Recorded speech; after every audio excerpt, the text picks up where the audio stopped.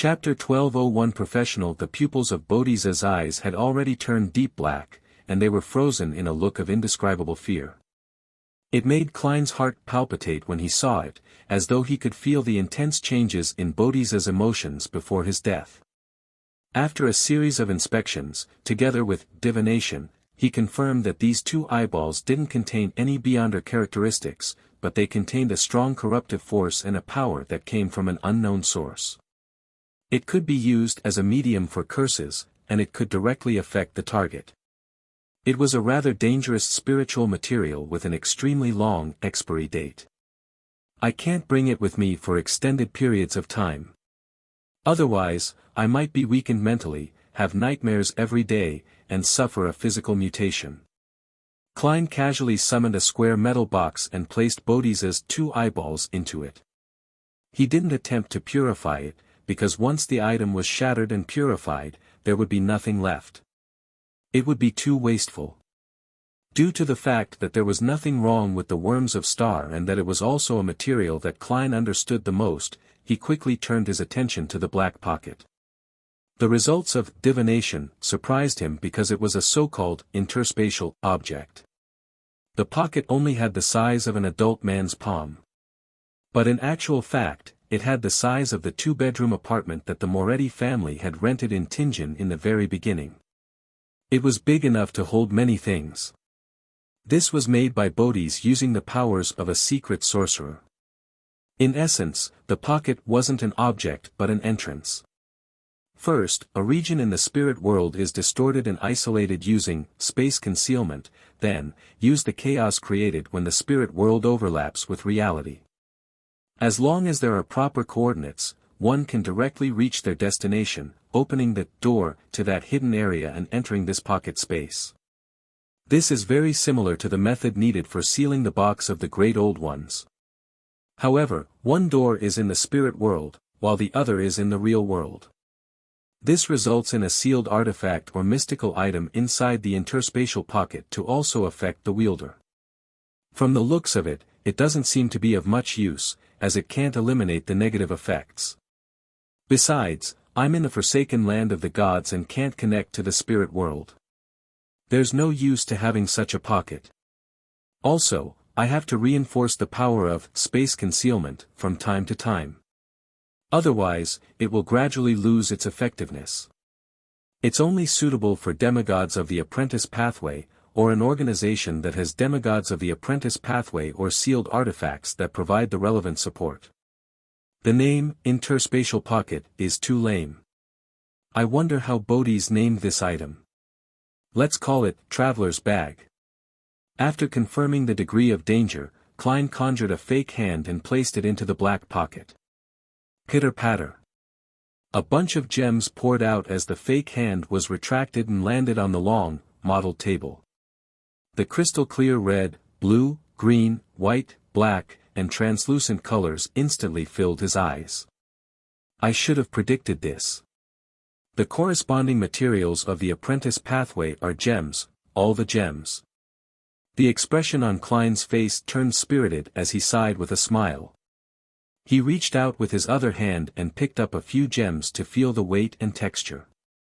Apart from these, there were also quite a number of spiritual materials in the traveler's bag.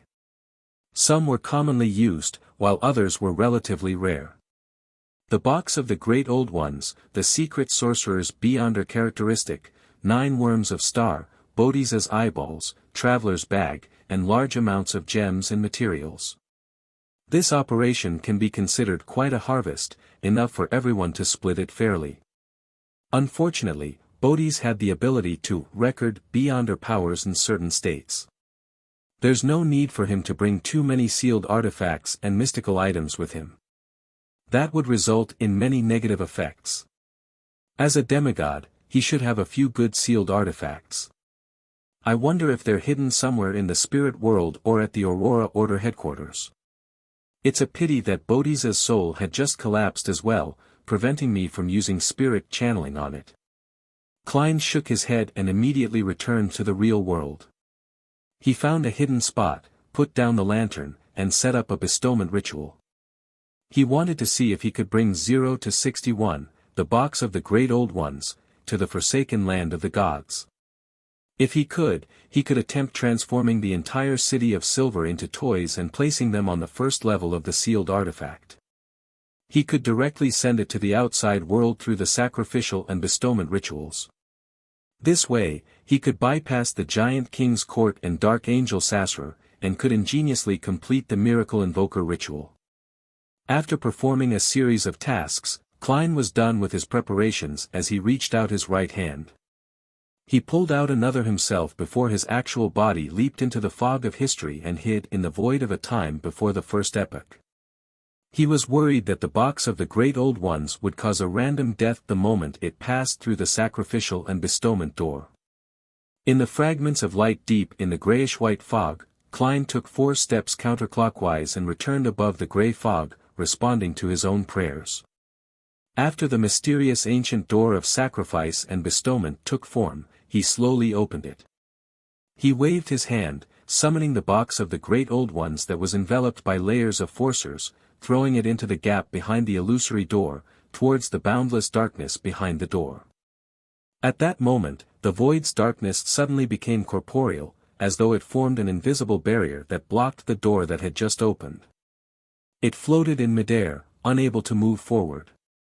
Klein frowned slightly as he watched this scene. He tried to stir the powers of Sapphira Castle and use the power at the level of an angel to push it forward, but he was unable to get the box of the Great Old Ones to break the barrier. Indeed, the forsaken land of the gods is sealed. It's just that I'm closely related to Sapphira Castle, so I could use it to respond. However, this cannot exceed a certain limit. Klein nodded slightly. He retrieved the box of the Great Old Ones and threw it onto the junk pile. Then, he conjured the World Gehrman Sparrow and got the fake person to give the detailed information of the box of the Great Old Ones to Ma'am Hermit and Miss Justice. This was to remind them to bring the box of the Great Old Ones back to the real world within 24 hours, and to release the magician furs. While doing so, Klein had informed Miss Justice to sacrifice some top-grade ice cream to the Snake of Fates blessed before praying for the bestowment of the box of the Great Old Ones. As for the hermit Catlia, she didn't need to make any external requests due to her having brief luck. However, she needed to complete everything within a few minutes and sacrifice the box of the Great Old Ones above the grey fog once more. Backlund, in the border between East Borough and the bridge area, in an apartment that had been in disrepair for years. Leonard, who was wearing red gloves and a black coat, was leading his team members to check the scene. As the reserve force of the Church of Evernight, they were undoubtedly filled with energy at nearly 10 at night. "Captain, there's a serious crack on the walls here. Some of the walls have even been shattered. This apartment might not hold after the hurricane season next summer." The wine-red-haired Cindy came over and reported to Leonard.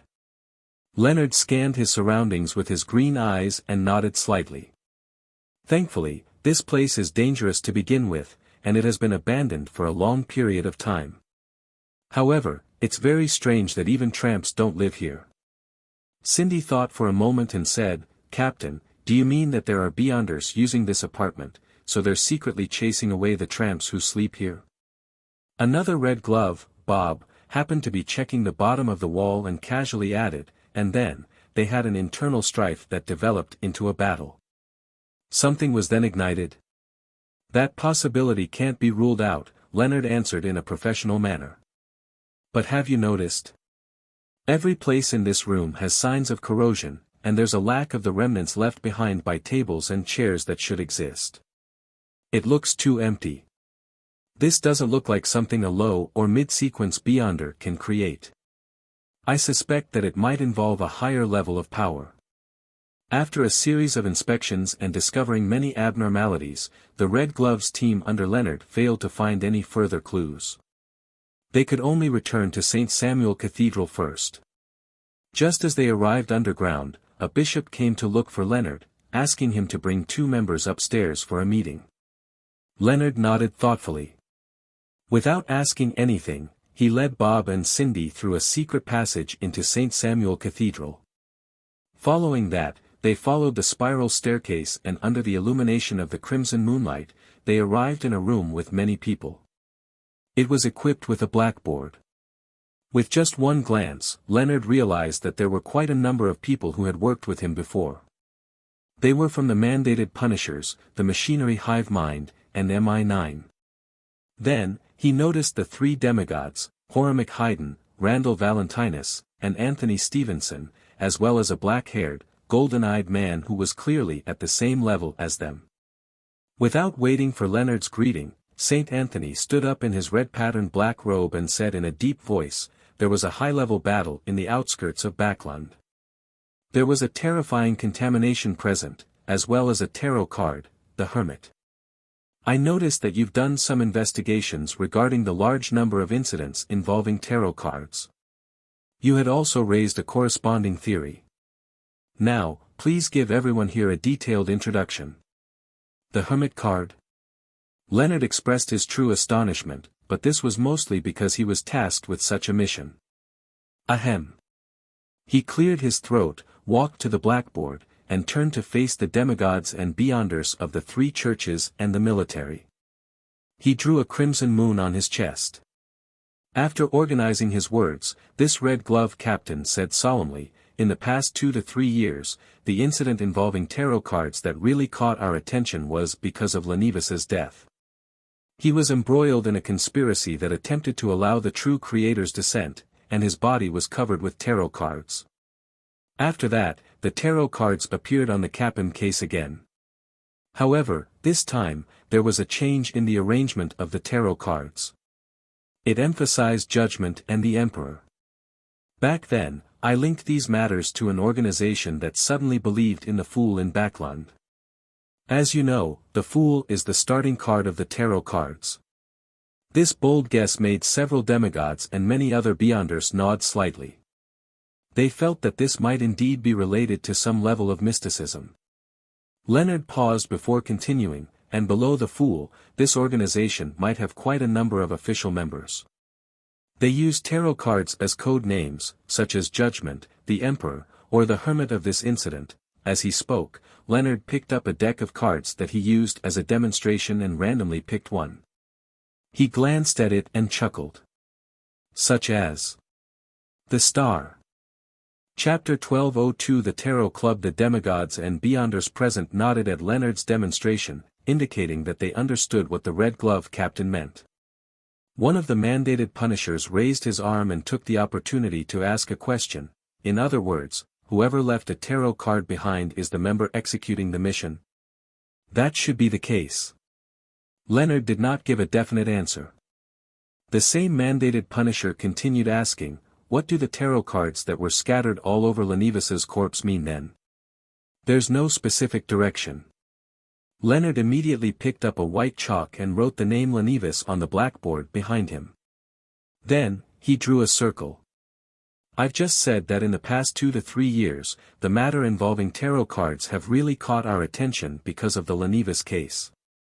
This is very likely the beginning of everything. Therefore, without a specific direction, the casually scattered tarot cards might be referring to the whole. This means that the organization that uses the tarot cards as code names has officially stepped onto the stage of history." Heh, please forgive me for using poetic words. That makes a lot of sense. The few mandated punishers were convinced by Leonard. Leonard looked around and continued, "Let me use the Aurora Order, which everyone is familiar with, as a comparison. We all know that there are 22 oracles in the Aurora Order. Each of them will be in charge of a region's affairs. It's very possible that the organization with the tarot card code names is the same. The members of the likes of Judgment, the Emperor, and the Hermit should have their own factions. They will exert their influence in a particular region." Upon hearing this, a member of the machinery hive mind pondered and said, "However, the 3 members corresponding to Judgment, the Emperor, and the Hermit have appeared consecutively in Backland. According to what you just said, does this mean that the organization that uses tarot cards as code names are still lacking in scale, and that the members are all gathered in Lone, or perhaps just in the Backland region? After all, Backland's person in charge for the Aurora Order is only an oracle. As for Saint Tenebris, he's in charge of the entire Lone. Leonard slowly nodded, indicating that he understood what he meant. He organized his words and said, "This possibility cannot be ruled out. After all, this is an organization that has only appeared in the past 2 to 3 years. Of course, there might be other reasons. This organization might not be divided based on location demarcation. Instead, they are determined by whether or not they can handle an area alone.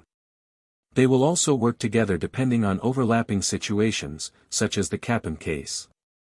Seeing that the Beyonders of the 3 churches and MI9 didn't raise any further questions, Leonard deliberated for a few seconds before saying, "Next up will be all my personal guesses. There are also some problems with it.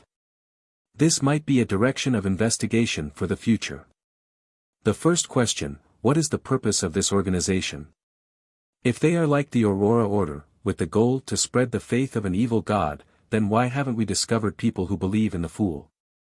Even if they're all people who are scamming others in the name of the Fool.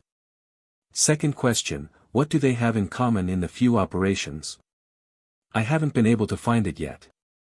The third question I have is that high-level members who use tarot cards as their code names are not of low sequences and have their own factions. However, they aren't famous in the Beyonder world at all. This is very abnormal. After all, although the 22 oracles of the Aurora Order hide their identities, they have more or less crossed paths with us. They rose up from low-sequence Beyonders to middle-sequence Beyonders under our watch, eventually taking over the spot as Oracle when their predecessor dies or advances.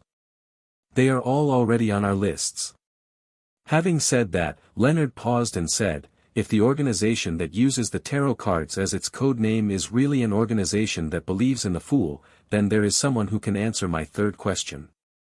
He's the crazy adventurer, Gehrman Sparrow. Rumor has it that he believes in the Fool. This name made all the Beyonders from the 3 churches and MI9 fall into silence, as though they were quickly recalling the relevant information. They had long heard that Gehrman Sparrow had a mysterious background. He believed in the Fool, and they had obtained quite a bit of information from him. However, they hadn't made any connections like Leonard to string everything together. A few seconds later, the Archbishop of the Church of Evernight, Saint Anthony, said in a deep voice, Gehrman Sparrow seems to be in close contact with the original Death Consul of Balaam. That's an angel who's still active over the land. This gave the Beyonders who weren't demigods a fright as they instinctively sat up straight. They all knew about Admiral Hell, but due to the confidential restrictions, they didn't know that the Death Consul represented a grounded angel. That Death Consul doesn't seem to belong to any faction of the Numinous Episcopate, said a Beyonder from MI9 hesitantly. Leonard nodded solemnly. Perhaps he is a member of the secret organization that uses the tarot cards as a code name. Death Card. There was another round of silence. All the demigods had to admit that this was possible. The level of the secret organization that was represented by tarot cards suddenly rose, reaching a level that was equal to the Aurora Order. In short, Gehrman Sparrow is a clue. Leonard took a deep breath and slowly said, Your Graces, ladies and gentlemen, I'm done. Saint Anthony nodded slightly and stood up. He looked around and said, Up to now, this secret organization that uses tarot cards as their code names hasn't targeted us yet. It has shown a certain level of friendliness. Now that the war situation is tense, we are severely lacking in manpower, so it's difficult for us to take any major actions. Therefore, I suggest that we try our best to avoid conflict with them and not attempt to eradicate them for the time being. Of course, we have to do what we need to do. A secret organization with the existence of a grounded angel itself represents danger. If we don't understand it or grasp enough information about it, we won't be able to react in time and stop any possible conspiracies. Horimic and the other demigods thought for a moment before nodding in agreement. Anthony Stevens looked around, his gaze landing on Leonard's face. This investigation will be led by you. Coordinate it well. Leonard agreed solemnly. At this moment, Deep Blue officiant Randall Valentinus spoke to Leonard impatiently, Give them a name. We can't keep saying, secret organization that uses tarot cards as a code name. It's quite a mouthful. What suggestions do you have?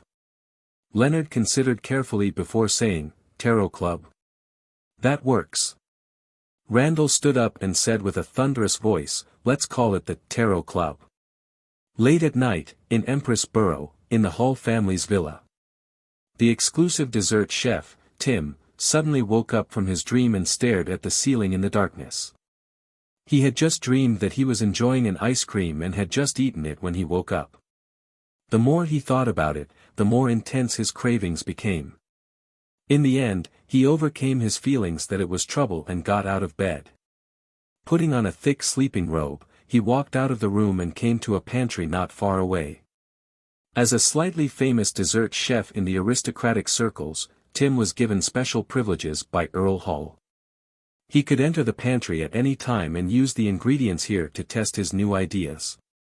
Meanwhile, Tim had repeatedly returned Earl Hall's trust with high-quality desserts. Of course, he often appeared in the pantry due to midnight cravings for food, just like now. After some serious and hard work, Tim used the remains and prepared ingredients to make a few cups of ice cream and ate half of it. Then, he patted his stomach, washed the cutlery, and left the pantry in satisfaction. The remaining few cups of ice cream were left in the corner, as if they had been completely forgotten. In Sherwood Borough, by the Tussock River, in an uninhabited shallow flat. Wearing a dark-colored cloak, Audrey first made use of dream traversal to arrive nearby before walking over on foot. She skillfully set up the ritual and prayed to Mr. Fool. Soon, a silver-black accessory box embedded with many gems tore through the illusory door and landed in front of Audrey. Audrey tucked a wisp of blonde hair behind her ear and picked up the box of the Great Old Ones, 0 to 61, without any delay.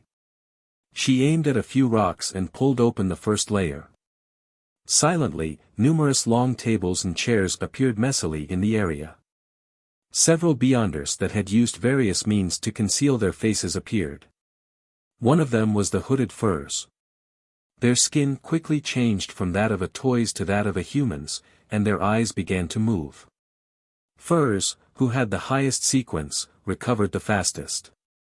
Looking around, she was extremely surprised to find that she had unknowingly come to a flat by the side of the river from that apartment. Furthermore, this change was only limited to her overall area. The situation around her was no different from before. Where am I? What happened? Furza's gaze landed on the empty altar. After pondering for a second, she seemed to understand something as she asked in surprise, has the matter ended? Yes, replied Audrey, who was using her psychological invisibility. It's ended. It's ended. Furs followed up with a confused and dazed question. How's the target? He's dead. Audrey was multitasking as she controlled the other 6 beyonders. Her answer was very simple. He's dead. Saint of Secrets Bodhi's has died. I didn't participate in the battle. I didn't summon Gehrman Sparrow's historical void projection. Furza's mouth gaped slightly as she felt like she was dreaming. She only felt that she had been terrified for a second and was in a daze for a moment, and the mission had already been completed. At this moment, she saw the surrounding beyonders come to life, but they didn't show any surprise towards the change in environment. It was as if the gathering had been held here. They skillfully destroyed the chairs and long tables and threw them into the Tussock River. Then, they left the flats one after another and returned home under the illumination of the street lamps. This is a manipulator. How terrifying. Furs jumped in fright and completely snapped awake. Return first. Audrey didn't have time to explain. She turned around and used the altar from before, preparing to sacrifice the box of the Great Old Ones above the grey fog. Furs shot a look over, but she didn't ask or say anything.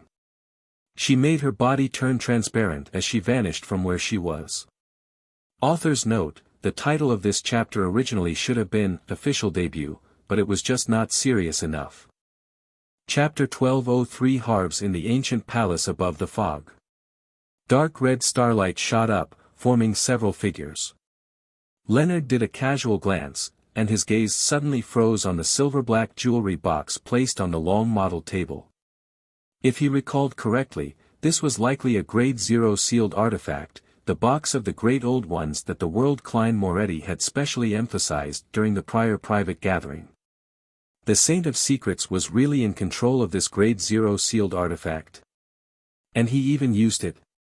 Yet, Ma'am Hermit and Miss Justice succeeded. Leonard's pupils dilated slightly as he nearly couldn't believe his eyes. As an official Beyonder, a red-glove captain of the Church of Evernight, he knew Grade 0 sealed artifacts very well. He knew that these items could easily destroy a city, causing people to suddenly die without putting up any resistance. When facing them, not only was contact with them impossible, but even understanding them was something that should be reduced if possible. Leonard originally believed that Ma'am Hermit and Miss Justice would leave the battlefield according to the plan after encountering a Grade 0 sealed artifact. They would then think of a way to rescue Miss Magician. To his surprise, they had succeeded, and had even retrieved the Grade 0 sealed artifact. Ma'am Hermit's mystical reenactment has reached such a high level. Did the Feast of Betrayal she mentioned really make the sealed artifact rebel? Or could it be that Mr. Fool had provided some help? Leonard muttered silently as he glanced at the World Klein Moretti, who was seated at the bottom end of the long bronze table. He discovered that his former colleague was rather calm. Klein surveyed the area and said, "Congratulations, everyone. The hunt this time was very successful. All the spoils of war are here." As he spoke, he raised his right hand, condensing various bits of mysterious knowledge into a pale white luster. He also included a small number of legends that came from the East, such as Peach Blossom Spring, and Lank's Go Match. He wanted Ma'am Hermit to test if they were mystical or not, and whether there was any real source. "Ma'am, this is your reward." The World Klein made the pale white light fly towards the Hermit Catlia. Then, he pointed at the box of the Great Old Ones, the secret sorcerer's Beyonder characteristic, the traveler's luggage, Bodhisa's eyeballs, 9 worms of star, large amounts of gems and materials on the table. In addition, you have the right to choose first. After the battle at the demigod level with the Saint of Secrets, Catlia finally found the bearing and confidence of a saint. She first received the pale white glow and closed her eyes to digest the mysterious knowledge contained within. In the second epoch, the ancient gods believed that the original creator, the oldest one, left some objects behind. Perhaps it was a kingdom formed from a portion of his body or something that he created. There are 9 of these that contain the various Sphirot. They are the Chaos Sea, Sapphira Castle, River of Eternal Darkness, Knowledge More, Tenebrous World, Brood Hive, Nation of Disorder, City of Calamity, and the Key of Light. The ancient sun god came from a place known as Chernobyl. The Marauder Pathways Sequence 0 is called Error. Emperor Roselle's fairy tales might have originated from something that happened before. As the mysticism knowledge resonated in her, Catlia couldn't help but open her eyes and look at the World Gehrman Sparrow. There were too many things inside that shocked her, making her realize that she had opened the door to a whole new world. "I never thought of Mr. Fool's origins in the past. Now, I can vaguely grasp it." A thought flashed through Catlia's mind as she had a guess. She immediately controlled herself. She didn't want to think too much, nor did she dare to think too deeply about it. She was afraid that she would come up with an answer that was enough to make her lose control. This is one of the 9 Sphirot. Mr. Fool's goal is to gather all the Sphirot and attempt to recover. Raising her right hand, she nudged her heavy glasses on her nose bridge. Catlia forced herself to focus her attention on the small tails, and decided to return to the real world to completely digest the potion before she attempted to create magic with them, allowing her to draw on their power using mystical reenactment. Of course, she also believed that not every one of them would succeed. She believed that a portion of those stories were purely fabricated. After all, this was a gift from Mr. World. There was no guarantee that they would be effective.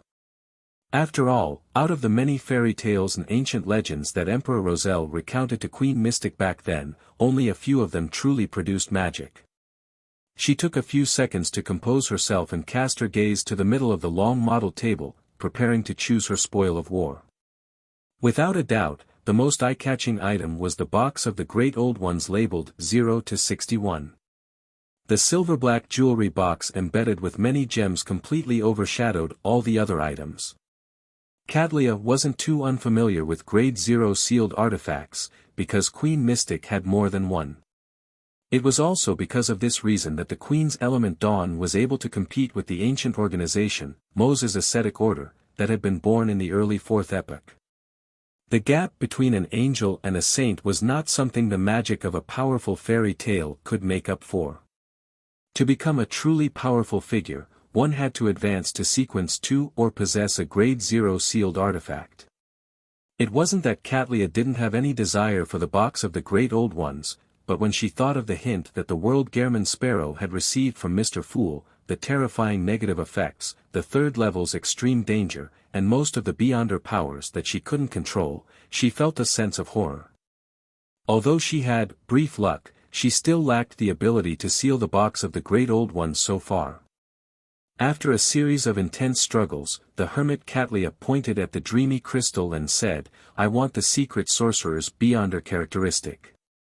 If they could find a suitable high-sequence artisan, it could be transformed into a rather good sealed artifact, one that had barely acceptable negative effects." Queen Mystic Bernadette happened to have the resources to do so, but the commission might not necessarily succeed. In the end, even if there's only teleportation, that will be enough. However, it's obvious that a secret sorcerer wouldn't only be able to grasp teleportation. Even if the negative effects are excessive, I can get Queen Mystic to shatter and try again, or I could sell it to Miss Magician. Yes, she said that her teacher would prepare the ingredients for her.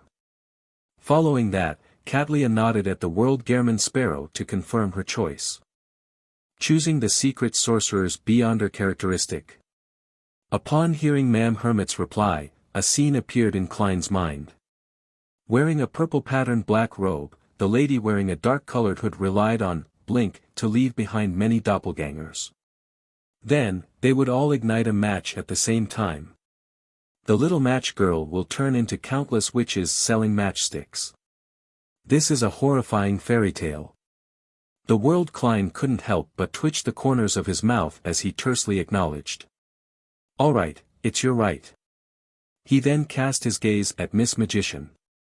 "It's your turn to choose." I didn't do anything," Furs said guiltily. Klein scoffed and said, "You successfully acted as bait." Furs didn't know what expression she should use to respond, but she heard Mr. Star seemingly laugh. She slowly took a deep breath and cast her gaze at the spoils of war on the long bronze table.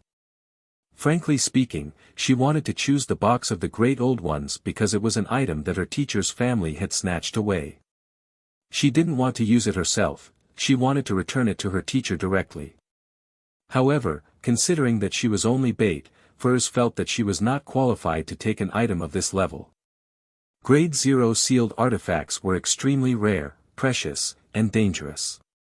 She had already gained a deep impression of them with Mr. Star's introduction. She knew that the value of the box of the Great Old Ones was definitely not something a saint's Beyonder characteristic could compare with. With this in mind, she chose under the World Gehrman Sparrow's watch. Furs finally gave up the impulse and pointed at the pair of eyeballs. "I'll take them." She wanted to bring the pair of eyes to her teacher and tell him that Bodhi's was dead. It was an end to all the hatred. In addition to such a value of the item, Bodhi's eye could be made into a powerful hex item or be used as a medium for a curse. It was considered a pretty good item. Klein nodded slightly and did not persuade her. He only pointed at the gems, materials, and the worms of Star and said calmly, "You also paid the price of a moon paper figurine, you can choose something to make up for it." "All right." Furs reflexively agreed. As the apprentice pathway needed gems for several charms and rituals and could still be appreciated normally, Furs took a portion of the gems and waited for the bestowment ceremony to obtain them. With that, Klein shifted his gaze and said to Miss Judgment, "It's your turn." Zio also knew that she had not contributed much, and she knew that she had no ability to withstand the negative effects of the box of the Great Old Ones, so she didn't even take a look at 0 to 61 and pointed to the black pocket. "I'll choose Traveler's Bag."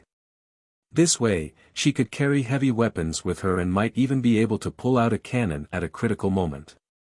As for the problem of strengthening the hidden space after a period of time, she had also considered it. After all, she could still use it for about a year for the time being. In the future, she could rent a sealed artifact from Ma'am Hermit to maintain it. Furthermore, at that time, Furs might have already become a secret sorcerer. The World Klein nodded and looked at the star Leonard. "It's your turn." Leonard did not stand on ceremony. He scanned the area and tapped a few times.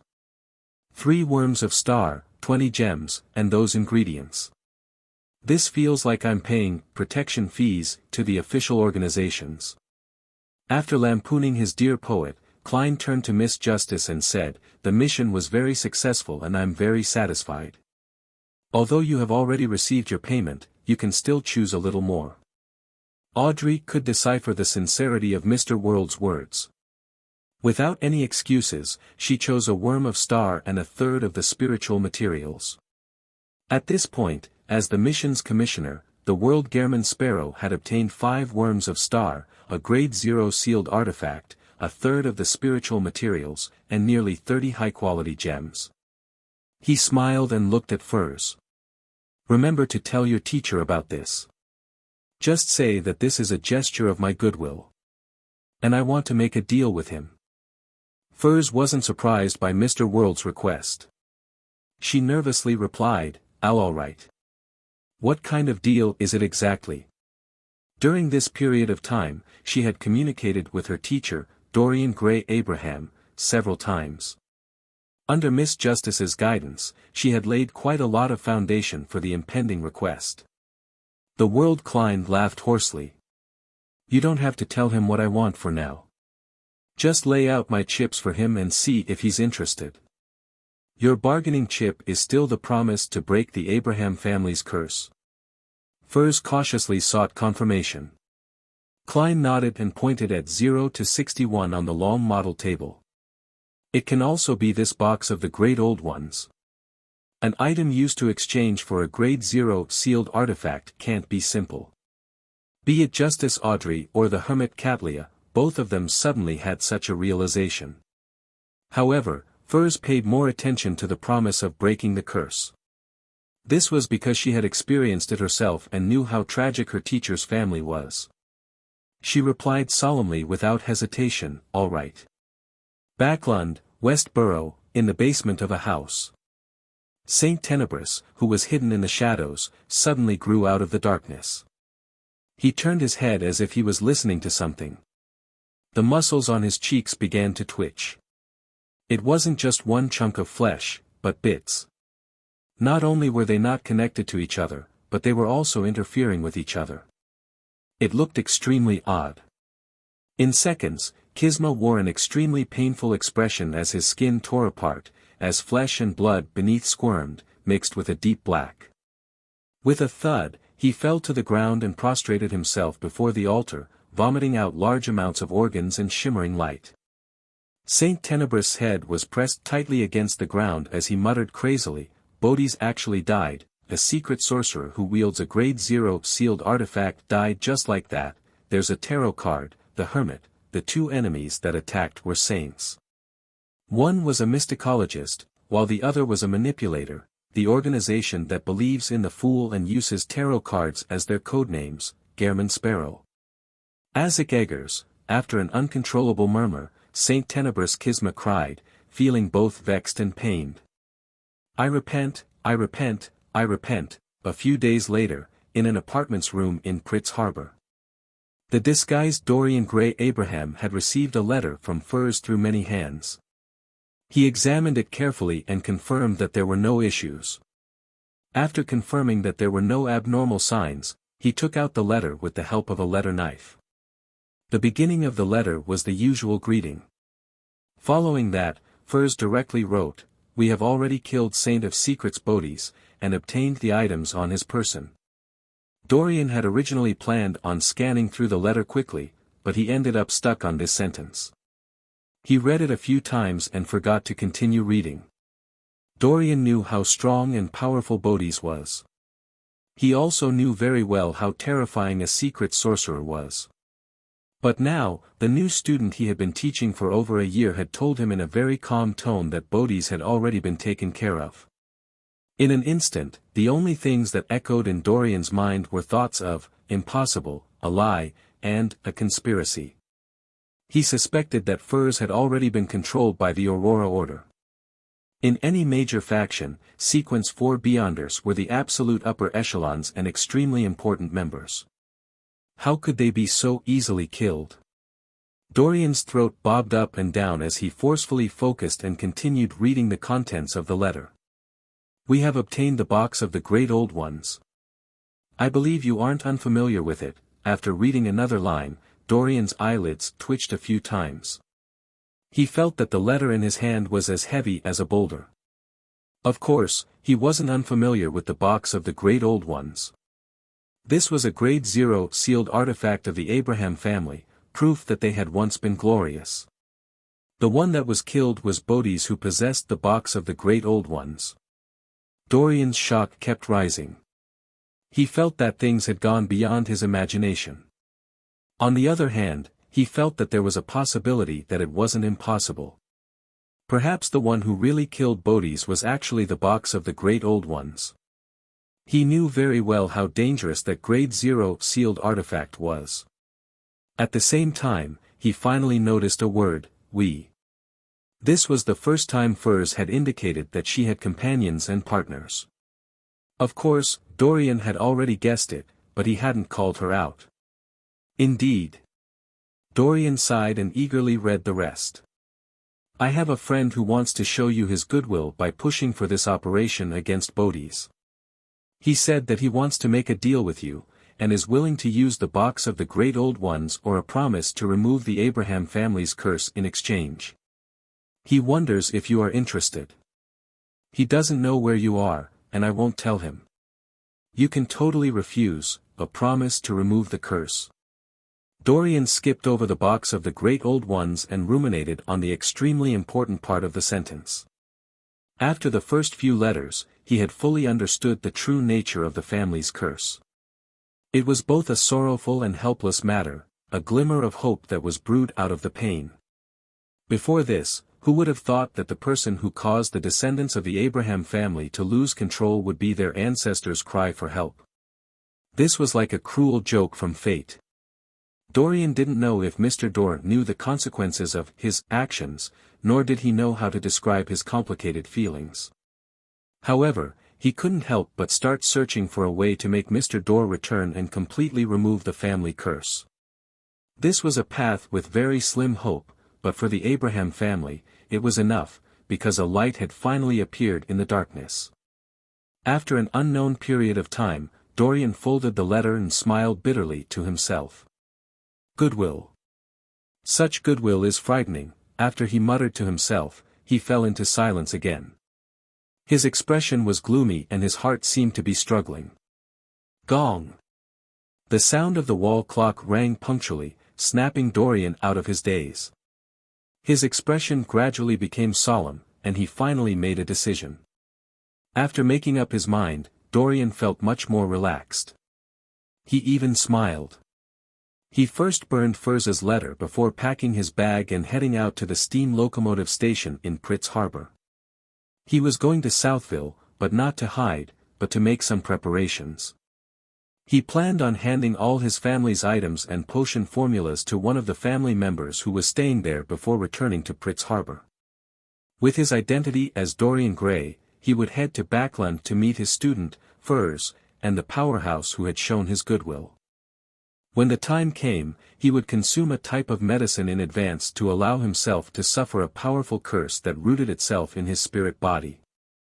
He would have to regularly consume another type of medicine to maintain his life.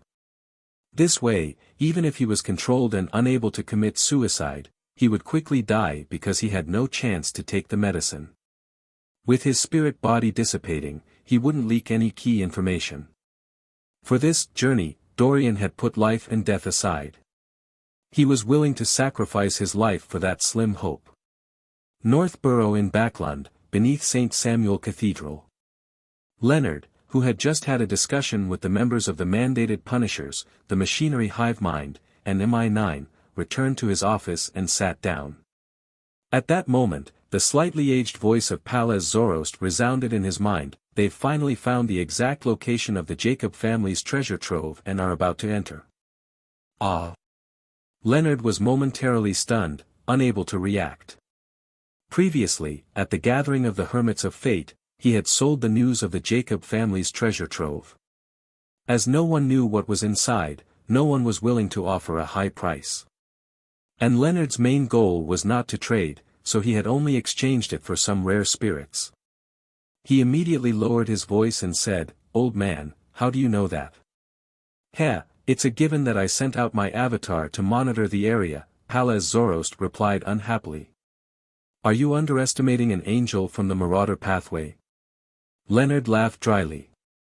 "Old man, you've recovered quite well.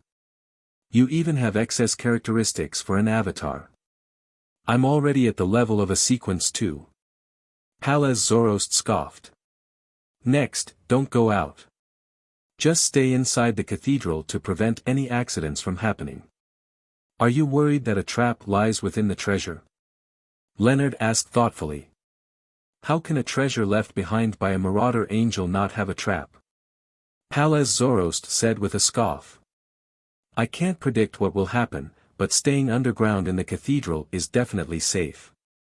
Leonard nodded and suppressed his voice. "Let's hope everything goes smoothly.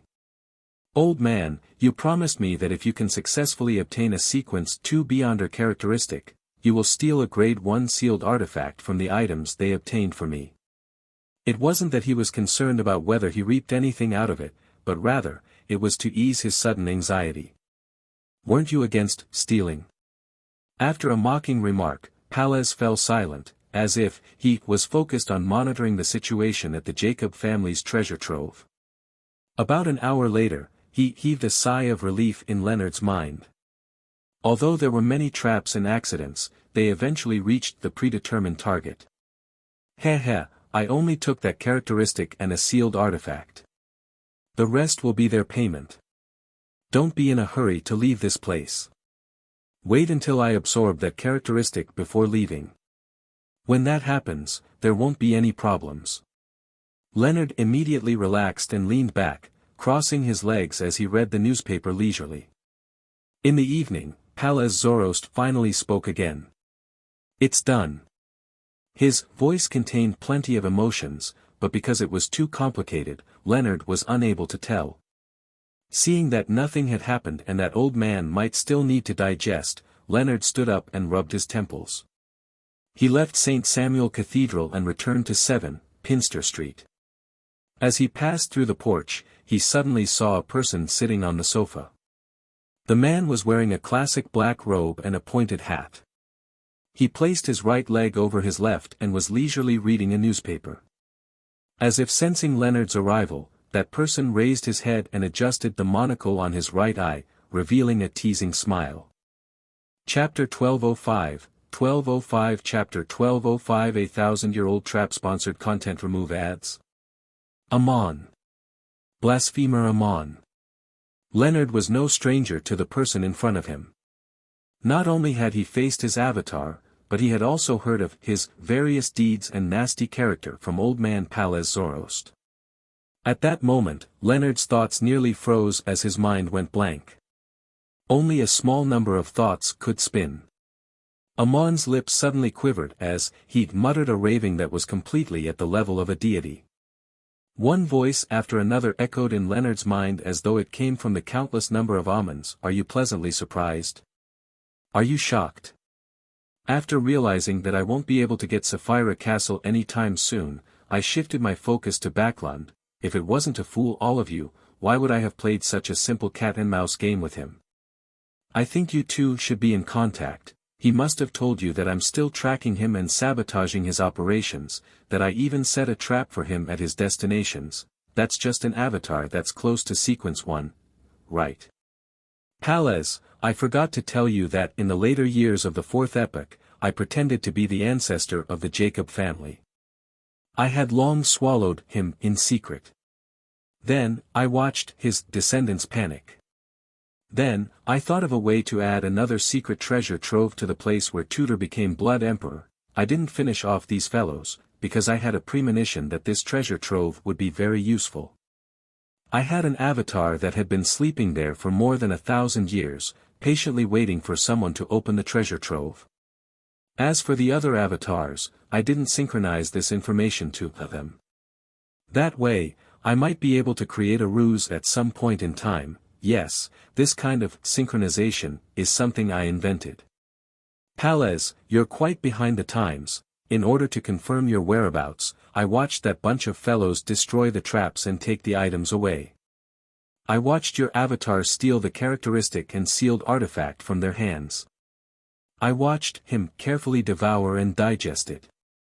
Now, my patience has finally paid off. Sponsored content remove ads. I guess you must be thinking of how to stall for time and wait for a deity's descent. These voices overlapped each other, tearing through Leonard's thoughts and hurting his soul.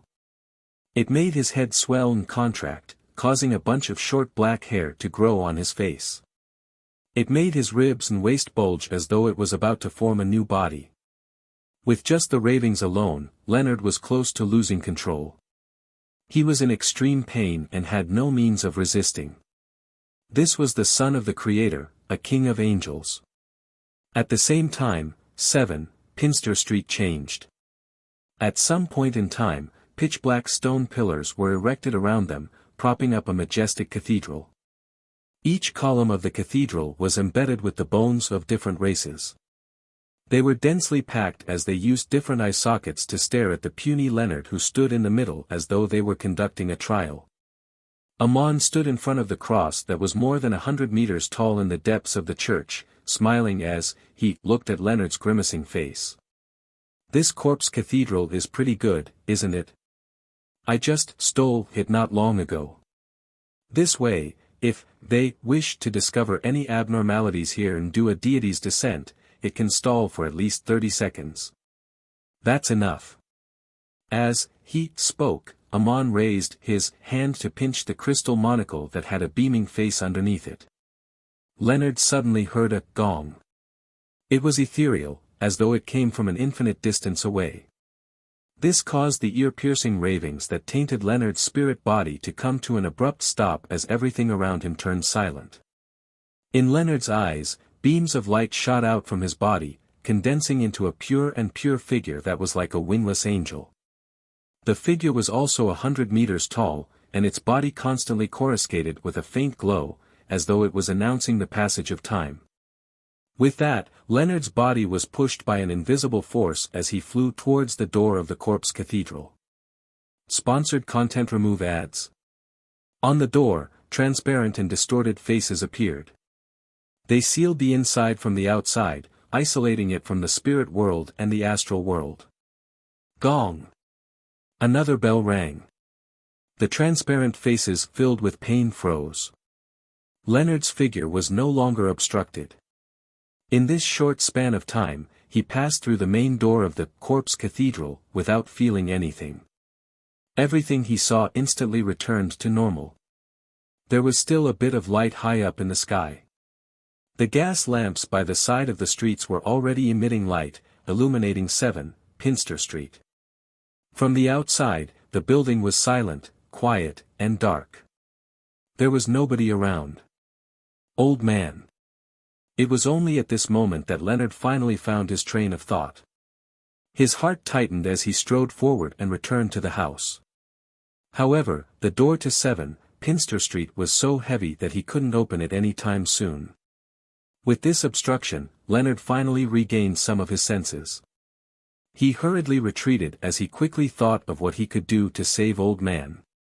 After a few steps, he stopped and lowered his head with a solemn expression.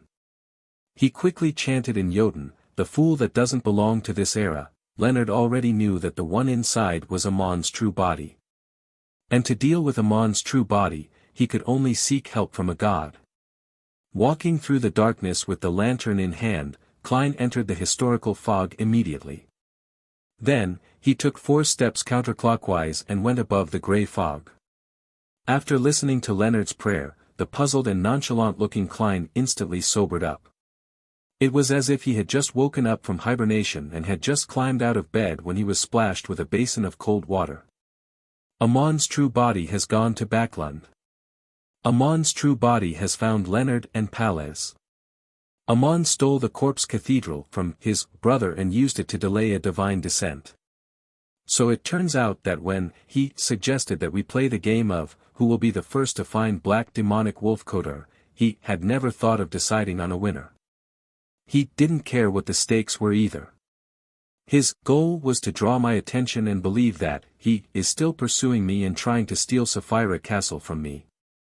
The trap hidden in the Jacob family's treasure trove was planted by Amon for 1 to 2,000 years. It has finally come into play. Many thoughts flashed through Klein's mind as he raised his right hand and summoned an item from the junk pile. 0 to 61, Box of the Great Old Ones. Sponsored content. Remove ads. This was a grade 0 sealed artifact, and it was also from the apprentice pathway. It could better utilize the power of Sapphira Castle and produce better results. In the face of Amon's true body, this might bring Palez some hope. At the same time, through the prayer light, Klein confirmed that Leonard hadn't been possessed by Amon. He immediately instructed in the tone of Mr. Fool, leave the scene and go to an Evernight cathedral. Also, pray to Evernight. A pinnacle sequence battle beneath deities was definitely not something that a Beyonder at Leonard's level could participate in. Even though Klein had gained some initial control of Sapphira Castle and held 0 to 61, he didn't have much confidence. He only hoped that he could stall for time until a deity's descent happened. Outside 7, Pinster Street, Leonard heard Mr. Fool's words echoing in his ears. He was stunned for a moment before he looked up at the tightly shut door. Then, he turned around and used his right knuckle to ruthlessly knock on a certain tooth. A series of illusory mud surged out and sprayed onto the top of Leonard's head, enveloping him from top to bottom. Suddenly, Leonard seemed to transform into a mud doll as he kept sinking to the ground and fusing into the earth. This was a rare natural spirit he had exchanged from the Hermit of Fate. It didn't contain any Beyonder characteristics, and its powers mainly came from the spirit world. It allowed Leonard to quickly traverse the soil at a speed far faster than the steam metro. As Leonard left the battlefield, Klein had picked up the gem-embedded box of the Great Old Ones. He stirred the power of Sapphira Castle and cast his gaze at the pitch-black church that overlapped with the embedded bones. The cathedral isolated his true vision, preventing him from seeing the situation inside. He could only determine that the battle had yet to end through the flashes of light that the stained glass let through. Use 0-61's first level's powers to swap its interior space with the corpse cathedral. No, isn't this equivalent to letting Amon enter Sapphira Castle? Just the first level of the box of the Great Old Ones cannot imprison him. Activate the second level and move the entire 7, Pinster Street somewhere else. No, it won't work either. Once we leave Backlund, there won't be a timely divine descent. It will be even more dangerous for Palez Zoroast, third level. Opening it might lead to a switch in owners of Sapphira Castle. As his thoughts flashed through his mind, Klein came up with an idea. He wanted to narrow the target area to a tiny point and exert pressure on it to crack it. He wanted to exchange the Corpse Cathedral's door and the space in the first level of the box of the Great Old Ones using Sapphira Castle, so that the seal that isolated the spirit world and the astral world would be ineffective. If that was the case, the deities would realize the situation and accelerate the speed of a deity's descent.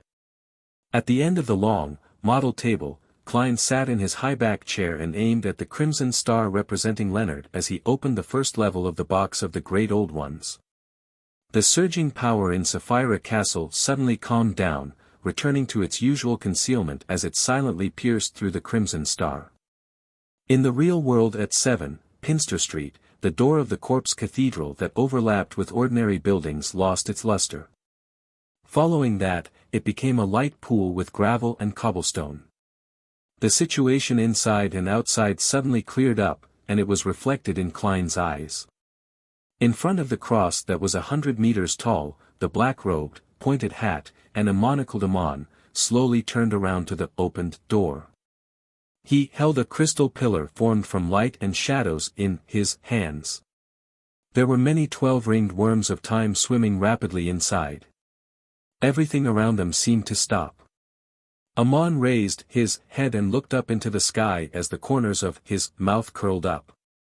If you find any errors, broken links, non-standard content, etc., please let us know so we can fix it as soon as possible. Tip: you can use left, right, A and D keyboard keys to browse between chapters. Note: please download the sponsor's game to support us. Too late. After Klein's heart sank, he suddenly felt the box of the Great Old Ones in his hand shake violently. He hurriedly looked down and saw that the surface of the corpse cathedral's door, which had shrunken into a toy, emitted rays of light. Every twisted face on the white skull seemed to come alive. Adam's corpse cathedral has such a high level. It can withstand the first level of 0 to 61 with just one door. Without any hesitation, Klein used the crimson star representing Leonard and locked onto a gas lamp on 7, Pinster Street. Suddenly, the door with white bones protruding out with a distorted face returned to the real world. And on the first level of the box of the Great Old Ones, there was an additional toy street lamp. Right on the heels of that, Klein aimed at the Amon inside the corpse cathedral as he swiped his right hand, opening the second level of 0 to 61. At that moment, Palaz Zoroast was no longer present on the battlefield. Without any qualms, Klein could move Amon elsewhere. He had designated the destination to be the astral world, hoping that the 7 deities would show him their love, but it was unknown if there would be a random anomaly. At this moment, the door returned to the corpse cathedral. Then, the majestic building that overlapped with 7, Pinster Street quickly disintegrated. The process of the collapse was very organized. First, it began from the dome, followed by the arches and the walls. It finally ended with the pitch-black stone pillars. The item that fell didn't hit the ground and instead disappeared in midair.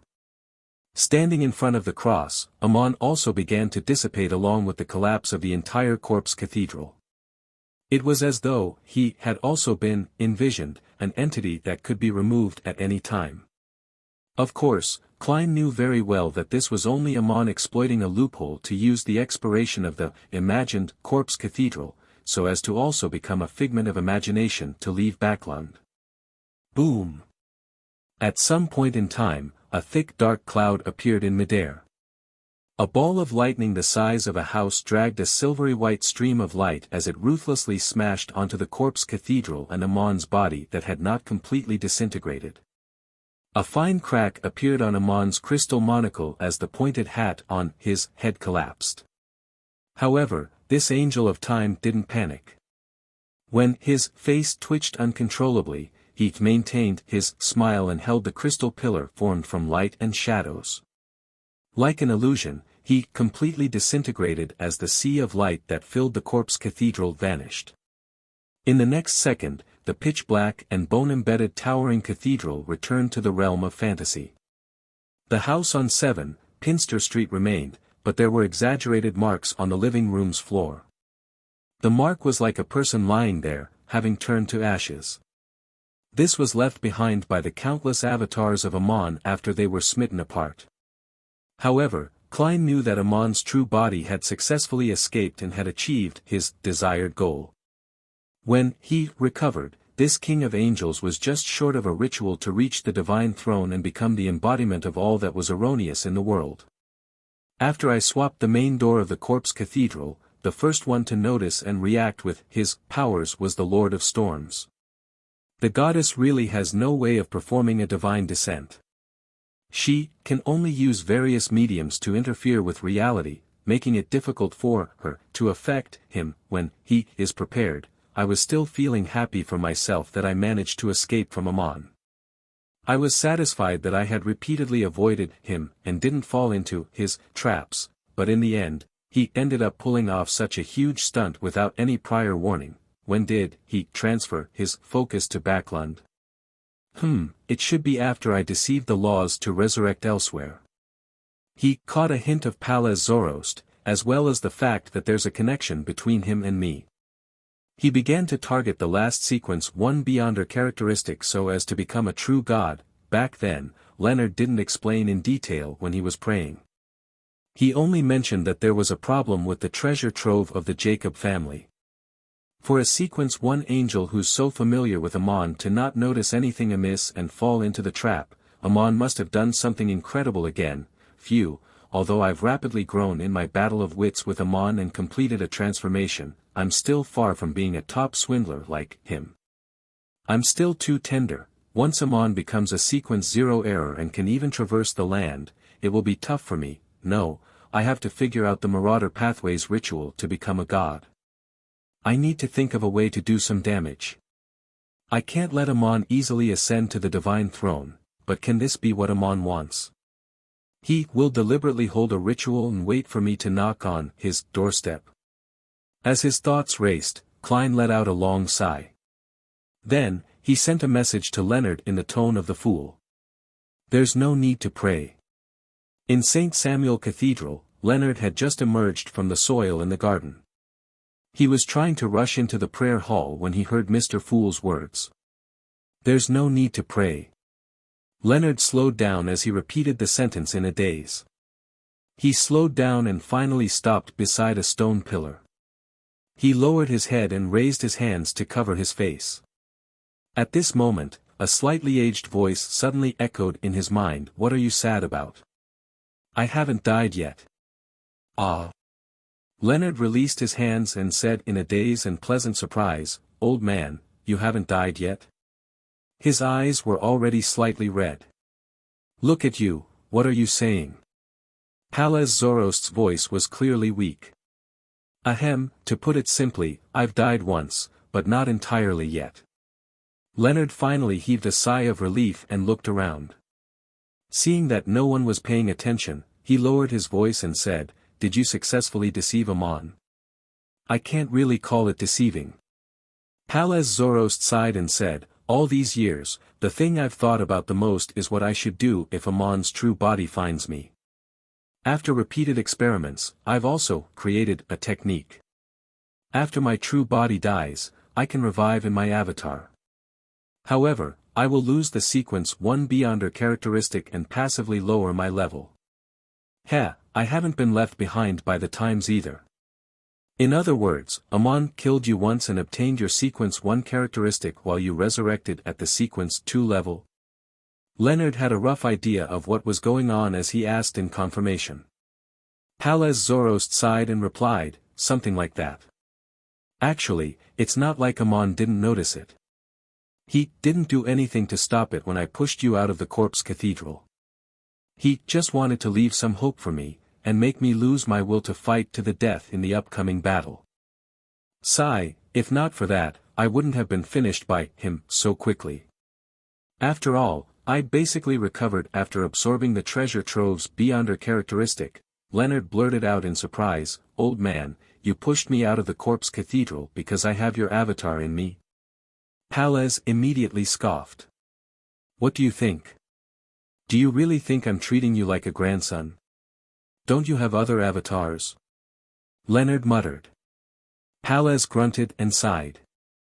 Amon actually lied to his avatar. I must admit that he pulled a fast one on me.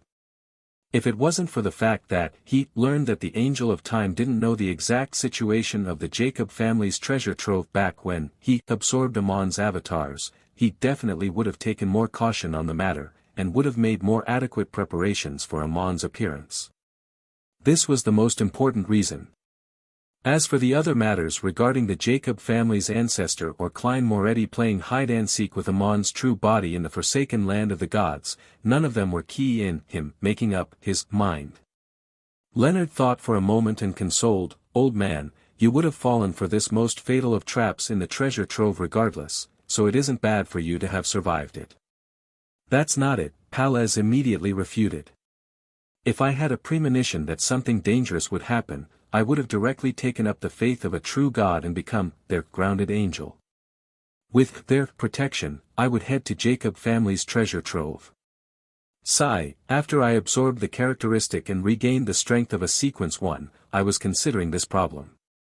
Should I join the Church of Evernight, or work with the fool of yours, or remove the parasitizing and hide from Amon like before? Upon saying this, his emotions became very complicated again. Old man really has quite a plan. Why are you so familiar with seeking refuge from a deity? Leonard sighed inwardly as he focused his attention on the most important matter. Old man, after Amon obtained your sequence 1 beyond her characteristic, will he be preparing the apotheosis ritual? Yes. Palez replied in a deep voice, this means that, for a very long period of time, your former colleague and ourselves would, at most, be harassed by Amon's lower-level avatars, or nothing at all. What is the requirement of his apotheosis ritual? Leonard pressed. Palez fell silent for a second before saying, to replace someone during their apotheosis ritual. At this point, Palez laughed self-deprecatingly. Amon's next focus will definitely be the apotheosis ritual. This will be our last moments of peace and quiet. Once he becomes a god, he will definitely come to you to deal with the fool through you. Although I can abandon you and run ahead of time, I have to worry that he has the intention of retrieving all the characteristics at the angel level. Gain control of those rare spirits as soon as possible, digest the potion, and become a demigod. Wield a holy artifact, and obtain the favor of Evernight. Leonard's expression turned serious as he slowly nodded. He immediately found a quiet spot and informed Mr. Fool through a prayer of the key information. Someone else's apotheosis ritual. The only one who seems to be able to become a god anytime soon is Adam. It's good if the two brothers end up fighting. The final period of peace. I hope that the avatars that Amon leaves behind to interfere with me won't be too strong.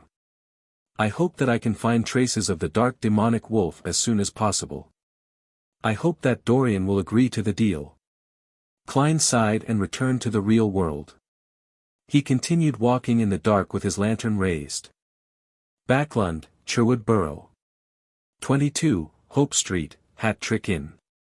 With broad shoulders and thick arms, Dorian Gray Abraham unknowingly paced back and forth in the room, waiting for his student, Furs, to visit. No matter how composed and mentally prepared he was, he couldn't help but feel nervous and uneasy when he eventually needed to face the answer. After an unknown period of time, there was a series of knocks on the door. Dorian listened to the rhythm for a few seconds before taking a deep breath. He walked to the door, twisted the handle, and pulled it back. Outside the door was the brown-haired, curly-haired Furs, who was wearing a dark-colored long dress and a pair of tinted glasses. Dorian habitually looked behind Furs, and after confirming that no one was looking in their direction, he made way for his student to pass. At the same time, he glanced at Furs's hands and realized that his student wasn't carrying any luggage. Dorian retracted his gaze and walked to the middle of the room. He found a seat and sat down before pointing to the sofa opposite him. "Have a seat." Furs cautiously lifted the ends of her skirt slightly, sat down, and greeted, "Good morning, teacher." Dorian didn't go straight to the point. After some thought, he said, "Did the lot of you really kill Bodhi's?" "Yes." Furs took out an exquisite, long cigar case from her pocket and opened it to show Dorian its interior. It was a pair of dark black eyes that were frozen with indescribable horror, as though they had seen something extremely terrifying before they died. Dorian had originally been mentally prepared. It was just like receiving the terrifying head that would cause nightmares the previous time, one that was put together one bloody fragment at a time. He never expected his student to not carry any luggage and to only take out a lady's cigar case. This made him believe that it was a relic that could prove Bodhi's identity, but the truth was beyond his expectations once again. This was still Bodhi's corpse, but there was even less than what Louis Veen left behind. Only a pair of eyes are left. The spiritual intuition of an astrologer convinced Dorian that the eyeball belonged to Bodhi's. Seeing that the teacher had fallen silent, Furs subconsciously explained, his body has completely collapsed and dissipated. Only this pair of eyeballs is still intact.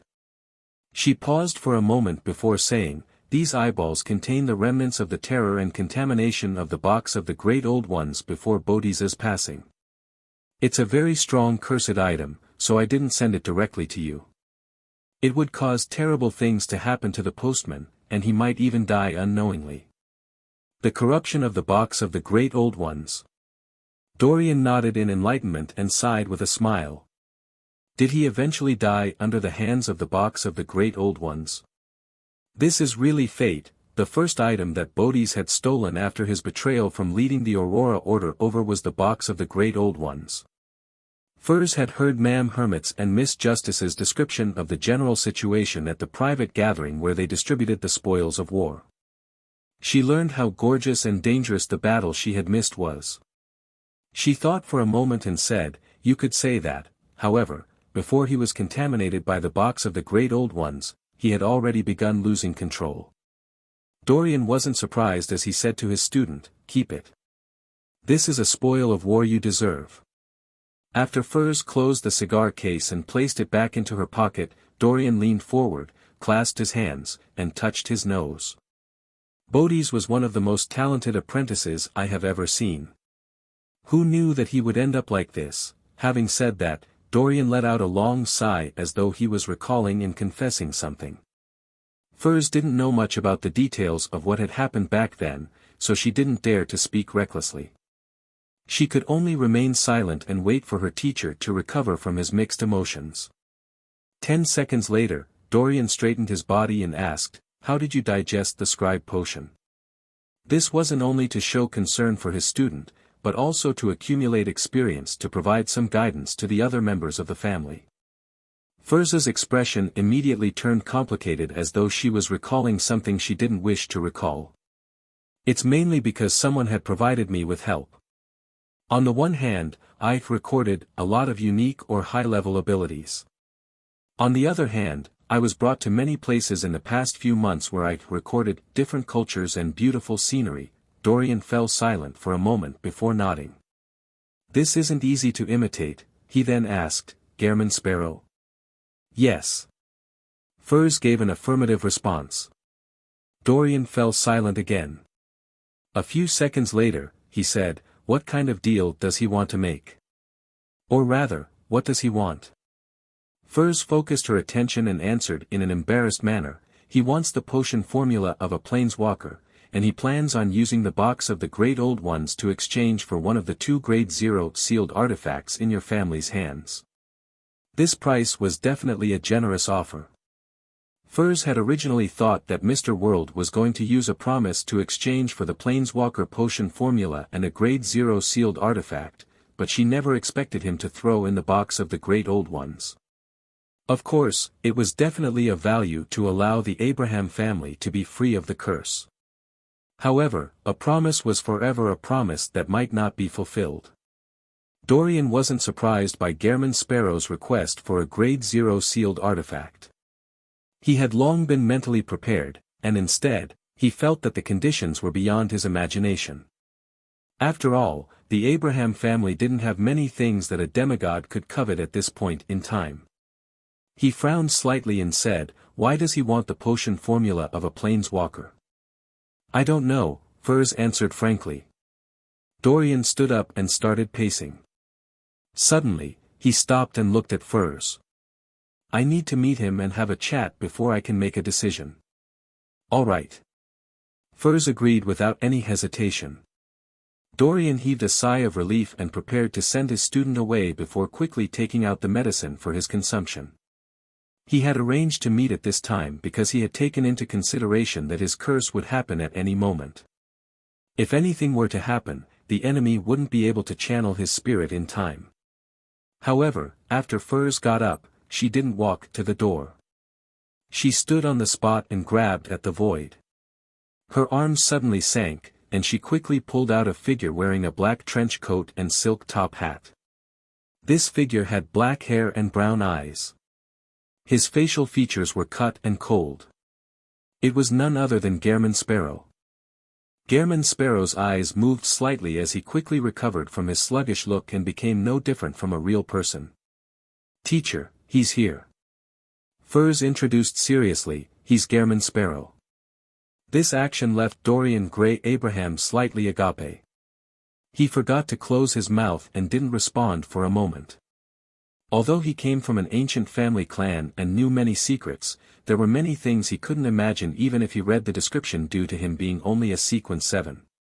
After moving his consciousness over, Klein reached into his clothes and took out a golden pocket watch. "Pa!" He opened his pocket watch and took a look. Without any emotions, he said to Dorian, "You have 3 minutes." It's exactly as the rumors say. He's cold, arrogant, and crazy. Dorian didn't dare to waste any time and directly said, "Give me a reason to believe in your promise." As he closed his pocket watch, Klein placed it back into his inner pocket and said, "In truth, I'm already aware of the ritual that allows Mr. Dorr to return." Dorian's eyes lit up. Just as he was about to ask, he heard Gehrman Sparrow calmly add, "But I don't plan to do that." "Why?" Dorian and Furs were puzzled, but one dared to ask while the other didn't. Klein looked out the window and said, "Do you know about the corruption from the cosmos?" When it came to understanding the cosmos, the Abraham family was definitely ranked first outside the true deities and angels. Klein believed that they must have left behind some hints and hidden records. Dorian nodded solemnly and said, "Yes. I suspect that Mr. Dorr has been corrupted by the cosmos," Klein explained simply. "As for my promise, it can be fulfilled right away. However, you might not be willing to do so. Furthermore, it doesn't completely resolve the curse." "What's the solution?" Dorian asked as he controlled his surging emotions. Klein's expression immediately turned serious. "You and your family members will change their faith to my Lord. That way, when the full moon or blood moon happens, you will be blessed and no longer suffer from the curse." After completely digesting the scholar of your potion, there was no need for him to pull a person above the gray fog to avoid Mr. Dorr's ravings. He could directly use Angel's Embrace to resolve the problem. The only thing he needed to worry about now was that there might be too many members of the Abraham family. It might overwhelm him, or he might not have enough spirituality. "Who is your Lord?" Dorian asked after a moment of silence. Klein suppressed his shame and said solemnly, "The great Mr. Fool." "The Fool? Are you from the Antigonus family?" Dorian suddenly made some connections. Klein shook his head and rejected his guess.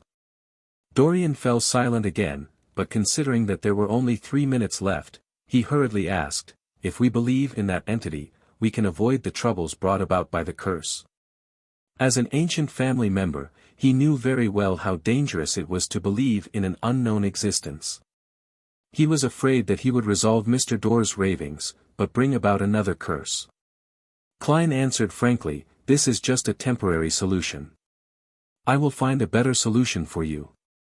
Dorian nodded and quickly said, "I will try to believe in your Lord and give you the potion formula of Planeswalker. If the curse can really be resolved temporarily, we will complete the transaction of the Grade 0 sealed artifact." He planned on using himself as an experiment to see if the method worked. Furthermore, he didn't plan on telling the other family members. He wanted to get them to wait for Gehrman Sparrow's supposedly better solution until they couldn't wait any longer. "All right." Klein took out a pen and paper from his pocket and scribbled the honorific name of the Fool. As for Dorian, he also began to use a crystal ball to aid in his memories, recording down the potion formula of Planeswalker. After the exchange, Klein cast his gaze towards the supplementary ingredients and ritual. Supplementary ingredients: 1 worm of star, 1 worm of time, 1 worm of spirit. Advancement ritual: leave legends in 9 places outside this planet. Chapter 1208 The long-awaited Serenity: leave legends in 9 places other than this planet. Isn't this the cosmos? Looking at the potion formula in his hand, Klein nearly frowned. He felt that this was more dangerous than the advancement ritual of a miracle invoker. Although the box of the Great Old Ones and the 2 Grade 0 sealed artifacts of the Abraham family, as well as a number of Grade 1 sealed artifacts, had the ability to send people into the cosmos, making the ritual appear simple, he clearly remembered that the Church of Evernight's ascetic leader, Ariana, had once warned him that the cosmos contained extremely terrifying corruption. It was dangerous to even understand it before becoming an angel. One will be corrupted by the cosmos if they aren't a planeswalker, and to become a planeswalker, one has to travel the cosmos. This has become an impasse. There's no way to resolve it. Perhaps, the Abraham family has records of relatively safe locations in the cosmos.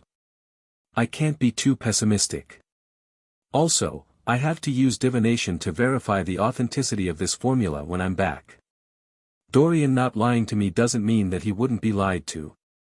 Klein retracted his gaze and looked at Dorian Gray Abraham opposite him. Where are all the Planeswalker Beyonder characteristics? Having memorized the fool's honorific name, Dorian thought for 2 seconds before saying, 2 of them are in the form of Grade 0 sealed artifacts in our family. 1 is in the form of the box of the Great Old Ones. 1 is said to be in the hands of the Demonist sect, while another is with the Church of the God of Combat. There is one more, but no one has found it since the Second Epoch.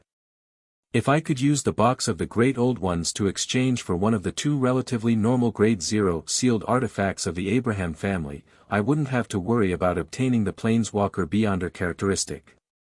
However, that advancement ritual is truly a problem. Besides, the essence of this ritual is clearly to leave a mark in the cosmos. No matter how many changes are made, I won't be able to bypass the cosmos. Klein controlled his expression and nodded at Dorian. I hope you can find the answer when the crimson moon becomes full. With that said, his figure rapidly turned faint, having reached Furz's limit. Upon seeing Gehrman Sparrow leave like that, Dorian subconsciously looked down at the piece of paper with the honorific name of the fool in his hand. He realized that it had also turned illusory and disappeared. Dorian was unable to find the correct answer from the various Beyonder powers recorded by his family. He turned to look at Furz, opened his mouth, intending to ask her. At that moment, he felt a sudden pain in his heart as his pupils rapidly dilated. Oh no! The curse is about to act up. Dorian hurriedly reached into his pocket to retrieve a small metal bottle. He opened the lid and gulped it down. Clang! His actions were so hurried that the lid of the metal bottle fell to the ground. Furz watched as her teacher's face turned pale. She watched as he clutched his chest, unable to react to what had happened. As a former surgeon, she quickly came to a conclusion and hurriedly said, "Teacher, are you having a heart attack? Do you have any special medicine?" After asking the last question, Furz realized that she had been overly anxious and concerned, making her appear a little silly. The bottle that the teacher drank was definitely the special medicine. "Do you need any help?" "I have the recorded, a doctor's powers," Furz asked when she saw that her teacher had recovered based on his expression. Dorian shook his head, indicating that he was fine. At the same time, he sighed inwardly. "It's because you didn't do as I planned and had directly summoned Gehrman Sparrow into this room, causing me to not have time to drink the medicine." Sonia C., the capital of the Rorstad Archipelago, the city of generosity, Biam. The Blue Avenger docked at the port in the evening. During that period of time, the damage brought to the sea traffic around Sonia Island by the Church of the Lord of Storms had finally attracted the actions of the Fasak Empire's demigods. Many captains had died in the line of duty, and their fleet had suffered a severe blow. Alger Wilson and his crew avoided this attack while hiding in the primitive forest of the island while waiting for an opportunity to attack the port. After the Church of the Lord of Storms and the lone naval army declared their goal for this battle had been achieved, they returned to Pasu Island to rest since it was over. After that, Alger deliberately engaged in battle. He appeared pious, passionate, and fervent. He was praised by the cardinals as a result. This was because he was familiar with the area around the Worsted archipelago. Without a doubt, he had been sent here to strengthen the naval forces of the important colony. Of course, in order to avoid conflict with his past identity, he also made preparations for other matters in the future. Alger and his crew arrived in Byam in the name of recruiting pirates. In this war, many pirates were recruited, effectively making up for the losses of the navies of the various countries, just like the recruitment of mercenaries during the early and mid-stages of the Fourth Epoch. Taking advantage of the fact that there was still some light in the sky, Alger got off the boat and headed straight for Sea King John Cotman's Cathedral of Waves. As a Sequence 5 ocean songster, he had the right to directly meet the Church of the Lord of Storms Cardinal, a high-ranking deacon of the mandated Punishers. As he walked, Alger suddenly saw a familiar face. It was a middle-aged man wearing a formal suit, a bow tie, and glasses. He looked rather refined, but Alger knew very well that he was a believer of sea god Calvetua. He had once been a pirate, and now he was a merchant that did business with both the authorities and the underworld. "Long time no see, Ralph." Alger greeted the illegitimate child that had Lone, Faceac, and Worsted mixed blood. Ralph was stunned for a moment, as if he couldn't recognize the captain of the Blue Avenger. "Alger? Our captain of the ghost ship?" After a few seconds, he asked in surprise. Alger smiled and said, "Did I change a lot?" Ralph frowned and replied, "Your temperament has changed a lot. It's even more like the ocean and dark clouds before a storm. Quite a keen eye. However, this is an act I'm deliberately showing. After consuming the ocean songster potion, if there wasn't such a change, I wouldn't seem like someone from the Church of the Lord of Storms." Alger sighed and said, "Because there are too many things to worry about. Now, it's all good, I've already been hired by the Church of the Lord of Storms." Ralph narrowed his eyes as a sense of vigilance rose in his heart. He laughed and said, "This is indeed a good thing, if there was no war." Alger glanced at the spot where Ralph had just come out and asked, "When did a new school appear here?" He could see at a glance that there were 4-story buildings, a cement field, a garden lawn, and many children happily playing. The children had dark skin, but some of them didn't have bronze skin like the locals. Their hair was only slightly curled, and it wasn't too obvious. Without a doubt, this group consisted of mixed-blood children. Ralph looked back and sighed with a smile. "Didn't you donate money to my charity foundation?" "Under God's guidance, I established a few schools in several large cities on the island, specially providing education, 3 meals, and accommodation for these discriminated children. Our childhood was gloomy, and I don't want them to be the same." At the same time Ralph responded, Alger kept staring at the school. When Ralph was done speaking, Alger looked away and said, "I thought you would have taken at least half of it." Ralph broke out into laughter. "Seems like I left a terrible impression on you. How is it? What opinions do you have about this school?" Alger sized him up and said, "Do you think I've been to school before?" He paused for a moment before saying, "Which street is your charity foundation on? I might come to you for something in the future." Thinking that the other party had been hired by the Church of the Lord of Storms, Ralph didn't dare to expose his connection to the resistance. He chuckled and said, "It's fine to donate, but you don't have to come for anything else." After giving the location of the charity foundation, Ralph returned home. He went up to the 2nd floor and knocked on the door of a room. "Lord Danitz, I have something to report." In the room, a deep and dignified voice replied, "Come in." Backlund, Sherwood Borough. Dorian, who lived in a rented apartment, walked to the window. As the sun set, the sky gradually darkened. The crimson moon would be full tonight, and the curse of the Abraham family would descend once again. It had been a while since he had shaved his beard. Around his mouth, on both sides of his cheeks and lower jaw, there was a white mustache growing. It appeared out of place with his middle-aged man's appearance. After looking for a while, Dorian bowed his head and recited in Jotun, "The fool that doesn't belong to this era."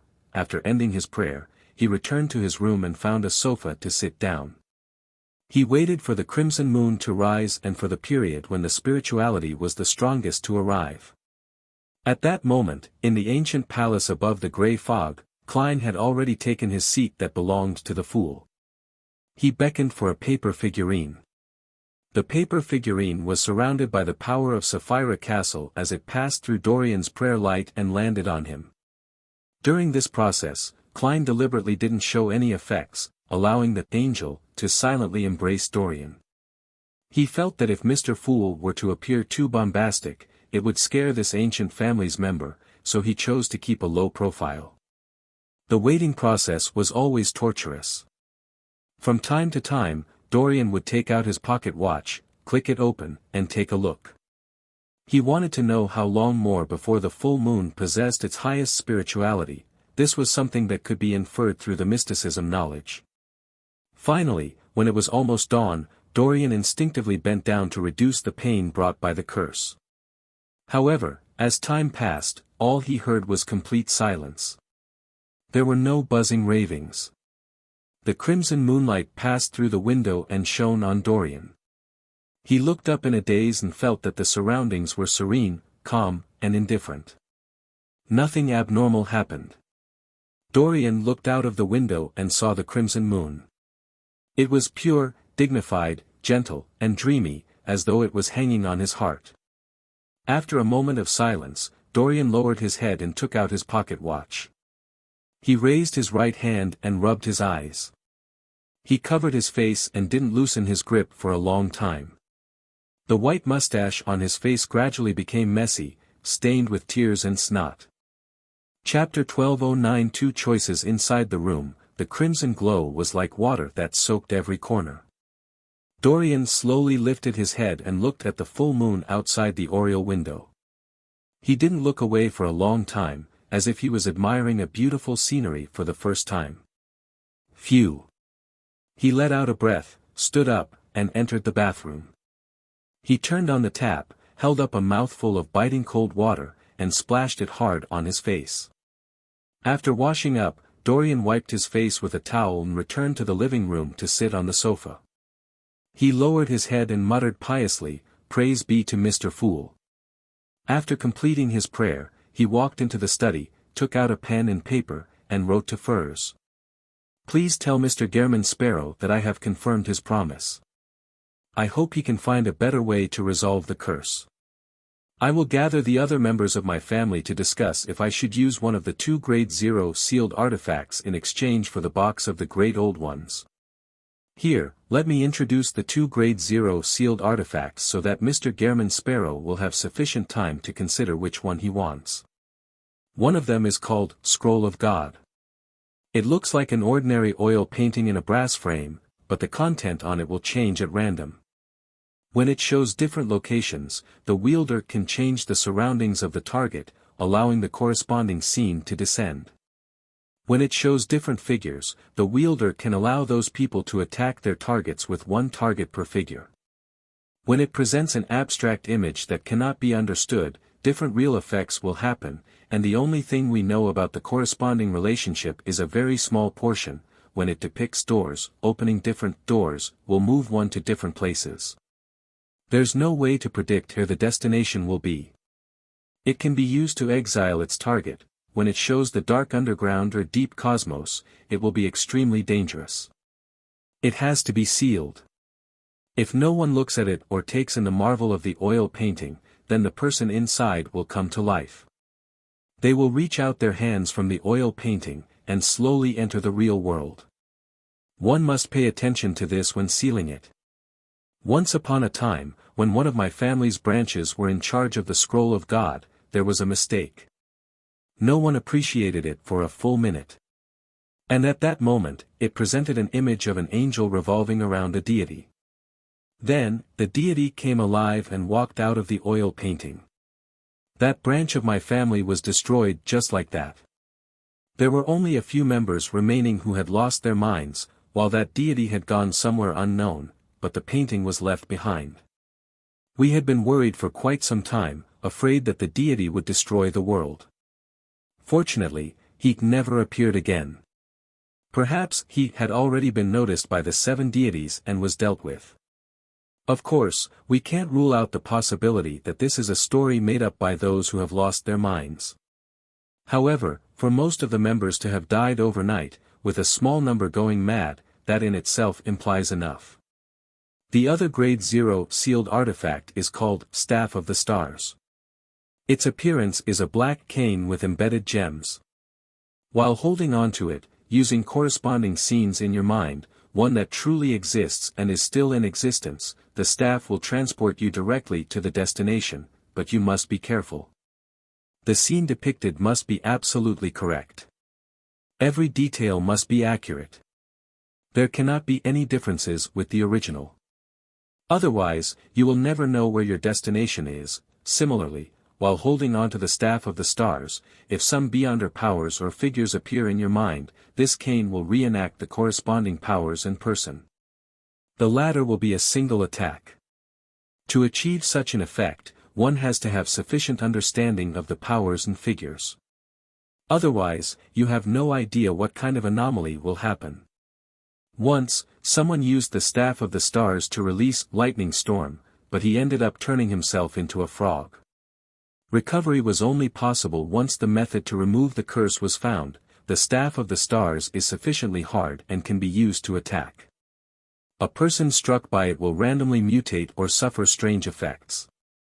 Previously, I used the Staff of the Stars to hit a beyonder from the Aurora Order. The left side of his body was moved outside a door, and his right side remained where it was. His organs splattered out as a result. The Staff of the Stars will randomly move about. If it isn't properly sealed, it might disappear at some point in time and escape your control. When holding it, one's head has to be empty most of the time.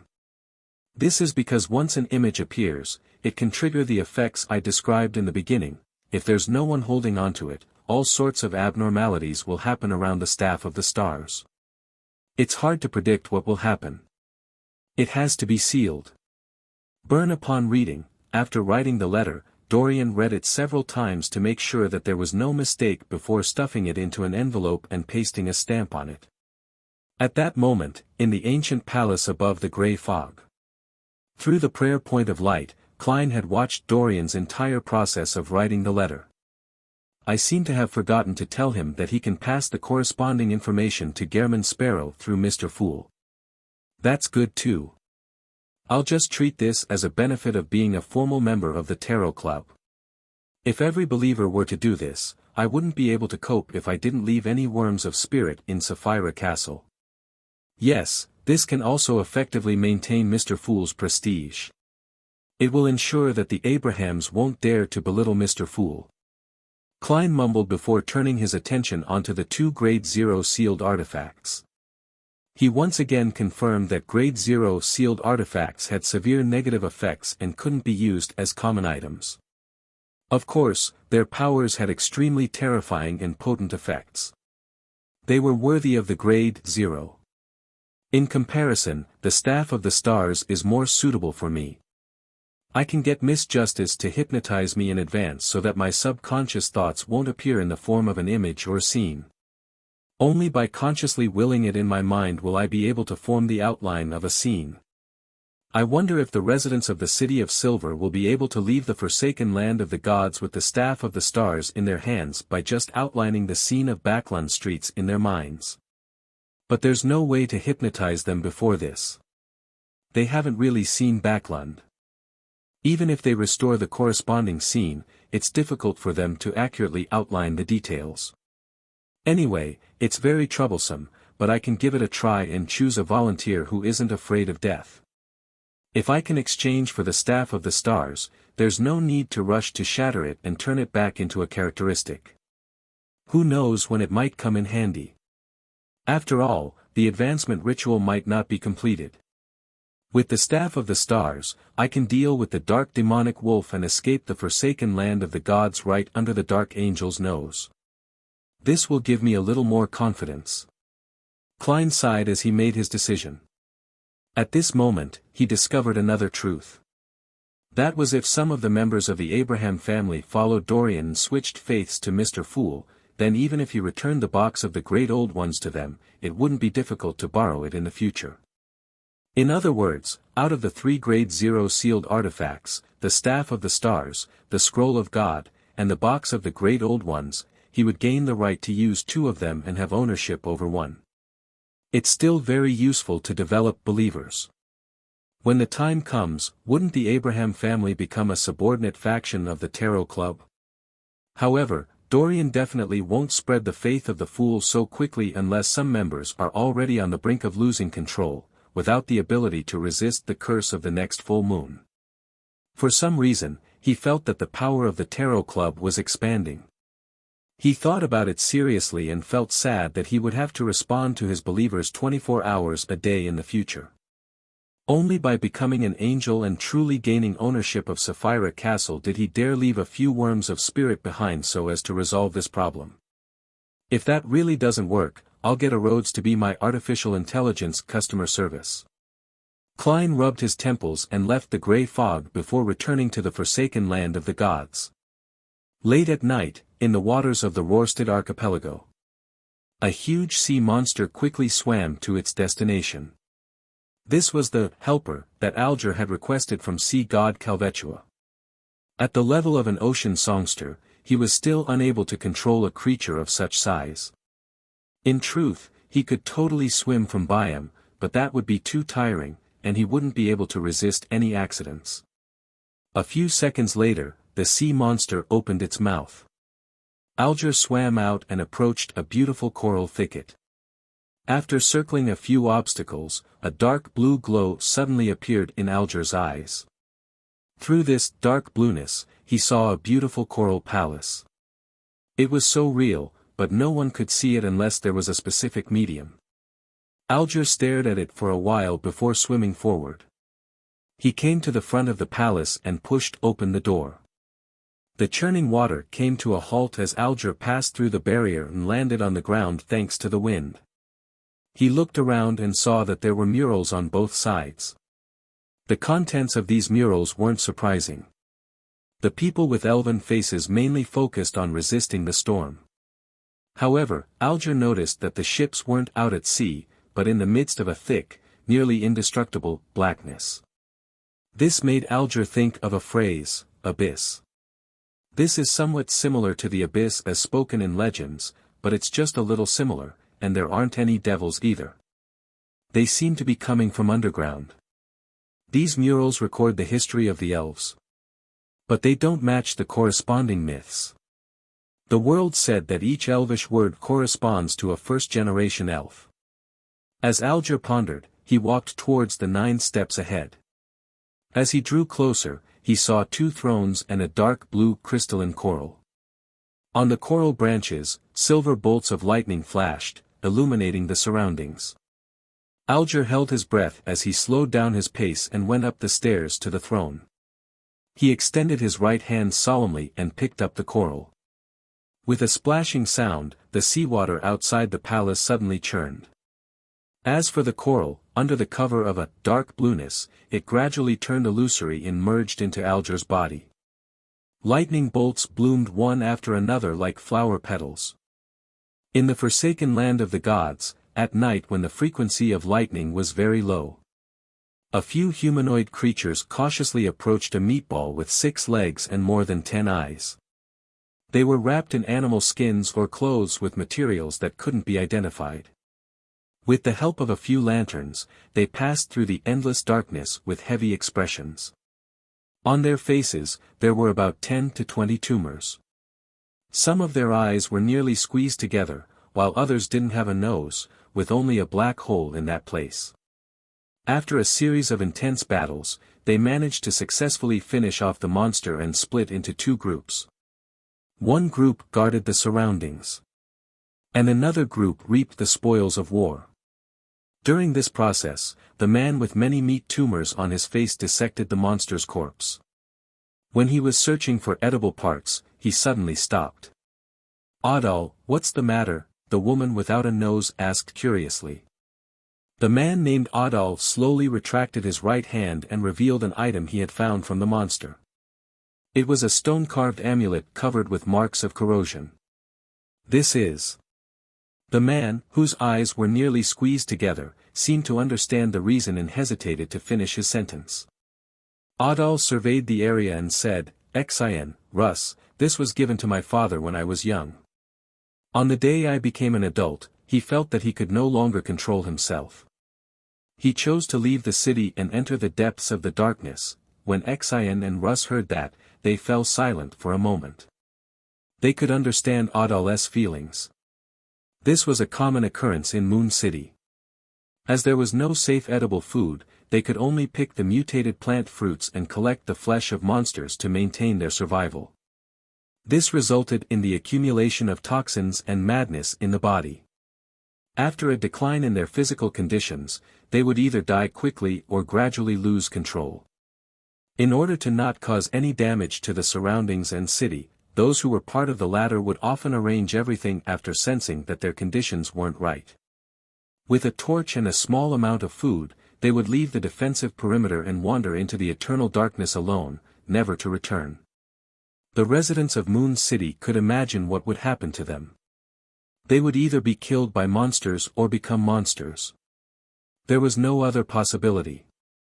After 7 to 8 seconds of silence, the woman without a nose hesitantly said, "Perhaps, this is the monster that killed your father.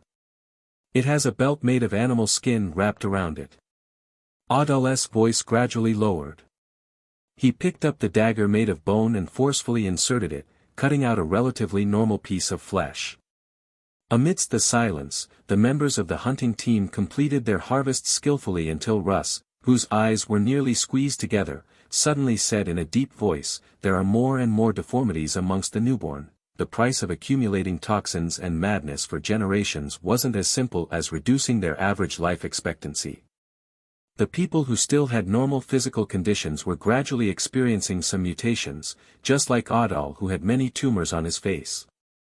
Similarly, the toxins and madness could also be passed down to their descendants, causing mutations to appear. Russ and Xin from the hunting team were examples. Their lives would be even shorter, making it easier for them to lose control and mutate. The more abnormalities there were, the more obvious the implications were. The hunting teams present knew very well that it might not take more than 2 to 3 generations before the residents of Moon City would lose control before they fully grew up or have children. When that happened, even if there was no external attack, Moon City would quickly be destroyed, leaving behind only stone buildings and murals to prove their existence. "I hope the High Priest and the others can find a new direction." Adal stood up with a lantern in hand as he answered weakly. In the past 2 to 3,000 years, it wasn't as if Moon City hadn't found a way to escape their current predicament. They had sent out teams of exploration teams that headed deep into the darkness. Some returned after suffering serious setbacks, with nothing to show for their efforts.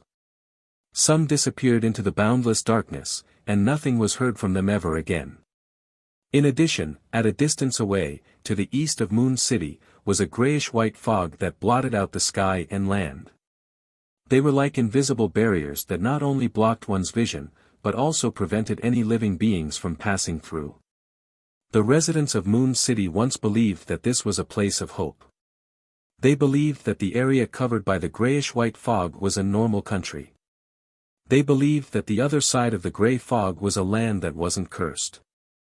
They attempted to enter the grayish-white fog again and again, but all their attempts failed. They had dug a long passageway, hoping to pass through the invisible barrier by going underground. However, the region deep underground was also covered in grayish-white fog. They tried ways to obtain the ability of flight before attempting to cross the barrier at high altitudes, but they didn't manage to see the top of the grayish-white fog before they were struck by lightning. They mobilized the powers of all the demigods and sealed artifacts, attacking the target again and again. Over the past 2 to 3,000 years, the cumulative attacks they performed failed to disperse the invisible barrier at all. Upon hearing Captain Adal's words, the members of the hunting team felt hopeless and sad. It was as though they were sliding down the edge of the abyss, but were unable to save themselves. The deformed ones were people who found it difficult to control their emotions. At that moment, they more or less felt like they were suppressing something in their hearts, eager to unleash it. In Moon City, a deformed person wasn't allowed to become a Beyonder or join the hunting teams 200 to 300 years ago. They could only do harvesting work. However, as their manpower dwindled, the high priest and the rest of the higher-ups relaxed the restrictions. Let's go. This bit of food isn't enough. Adal looked around, carrying lanterns as he walked deeper into the darkness. They didn't take the risk of extinguishing the fire, causing monsters to surge out in the darkness, as they might not be able to deal with them. In such a quiet and suffocating environment, the members of the Moon City's hunting team couldn't help but have the feeling that they were enveloped in an endless darkness. It was as though it was impossible to find hope regarding the present situation of Moon City, and the amount of time the lanterns in their hands could burn was decreasing. When the last trace of light dissipated, they would be silently devoured by the darkness. As they walked, a faint yellow light suddenly appeared in Adal's eyes. It was a glow that didn't belong to the hunting team. This bit of light immediately shone into the eyes of all the members of the hunting team, filling their pupils. Adal, Xin, Russ, and company couldn't help but widen their eyes as they felt a deep sense of shock. During their lifetime, there had never been any fires that came from external sources in the history of Moon City after the cataclysm. Indeed, many monsters possessed the powers of fire or the sun domain, but before attacking, they were all hidden in the darkness without revealing any hint of light. And now, a fiery glow appeared deep in the darkness. Adal, Xin, and Russ trembled slightly as they thought for a long time but couldn't think of an answer.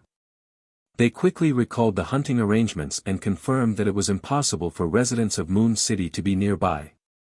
Since the fiery glow didn't belong to Moon City, where did it come from? The entire hunting team slowed down. They were shocked, surprised, curious, fearful, worried, and terrified.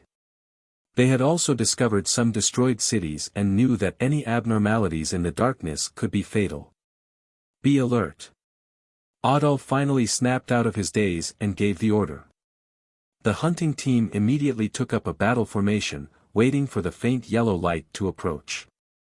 Time seemed to freeze at this moment. Every second was slow. Finally, after the fiery glow grew bigger, a figure appeared. A figure. There's only one person. The members of the Moon City hunting team held their breaths.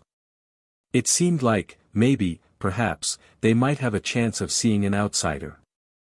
2,000 to 3,000 years had passed, and finally, someone else had stepped foot on this land. They were not the only ones left in this abandoned world.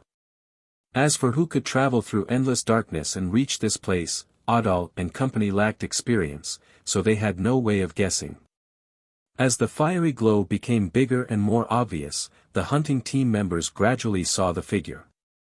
It was a slim young man. He had black hair and brown eyes, and his expression was cold. He was neither a deformed person nor had he any abnormal changes. He wore a strange hat and strange clothes. He held a lantern made of special materials as he walked over from the darkness. The light of his lantern was even brighter than the combined light of the hunting team. It made the surrounding darkness fade rapidly. It didn't take long before the light shone on the bodies of the likes of Adal, Xin, and Russ.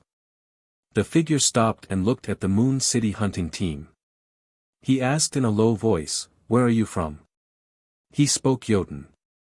His eyes are clear, and he can communicate. Adal opened his mouth, stopping his subconscious urge to reply. He asked in return, "Who are you?" The figure with the glass lantern replied calmly, "Gehrman Sparrow." After half a year of traveling and overcoming one difficult obstacle after another, Klein's spiritual intuition finally told him that he was finally reaching his destination. And he had also encountered the first batch of living people in his trip across the forsaken land of the gods. "Where did you come from?" Adal kept his guard up and pressed. Klein swept his gaze across their faces and said without a change in tone, "I came from the city of silver.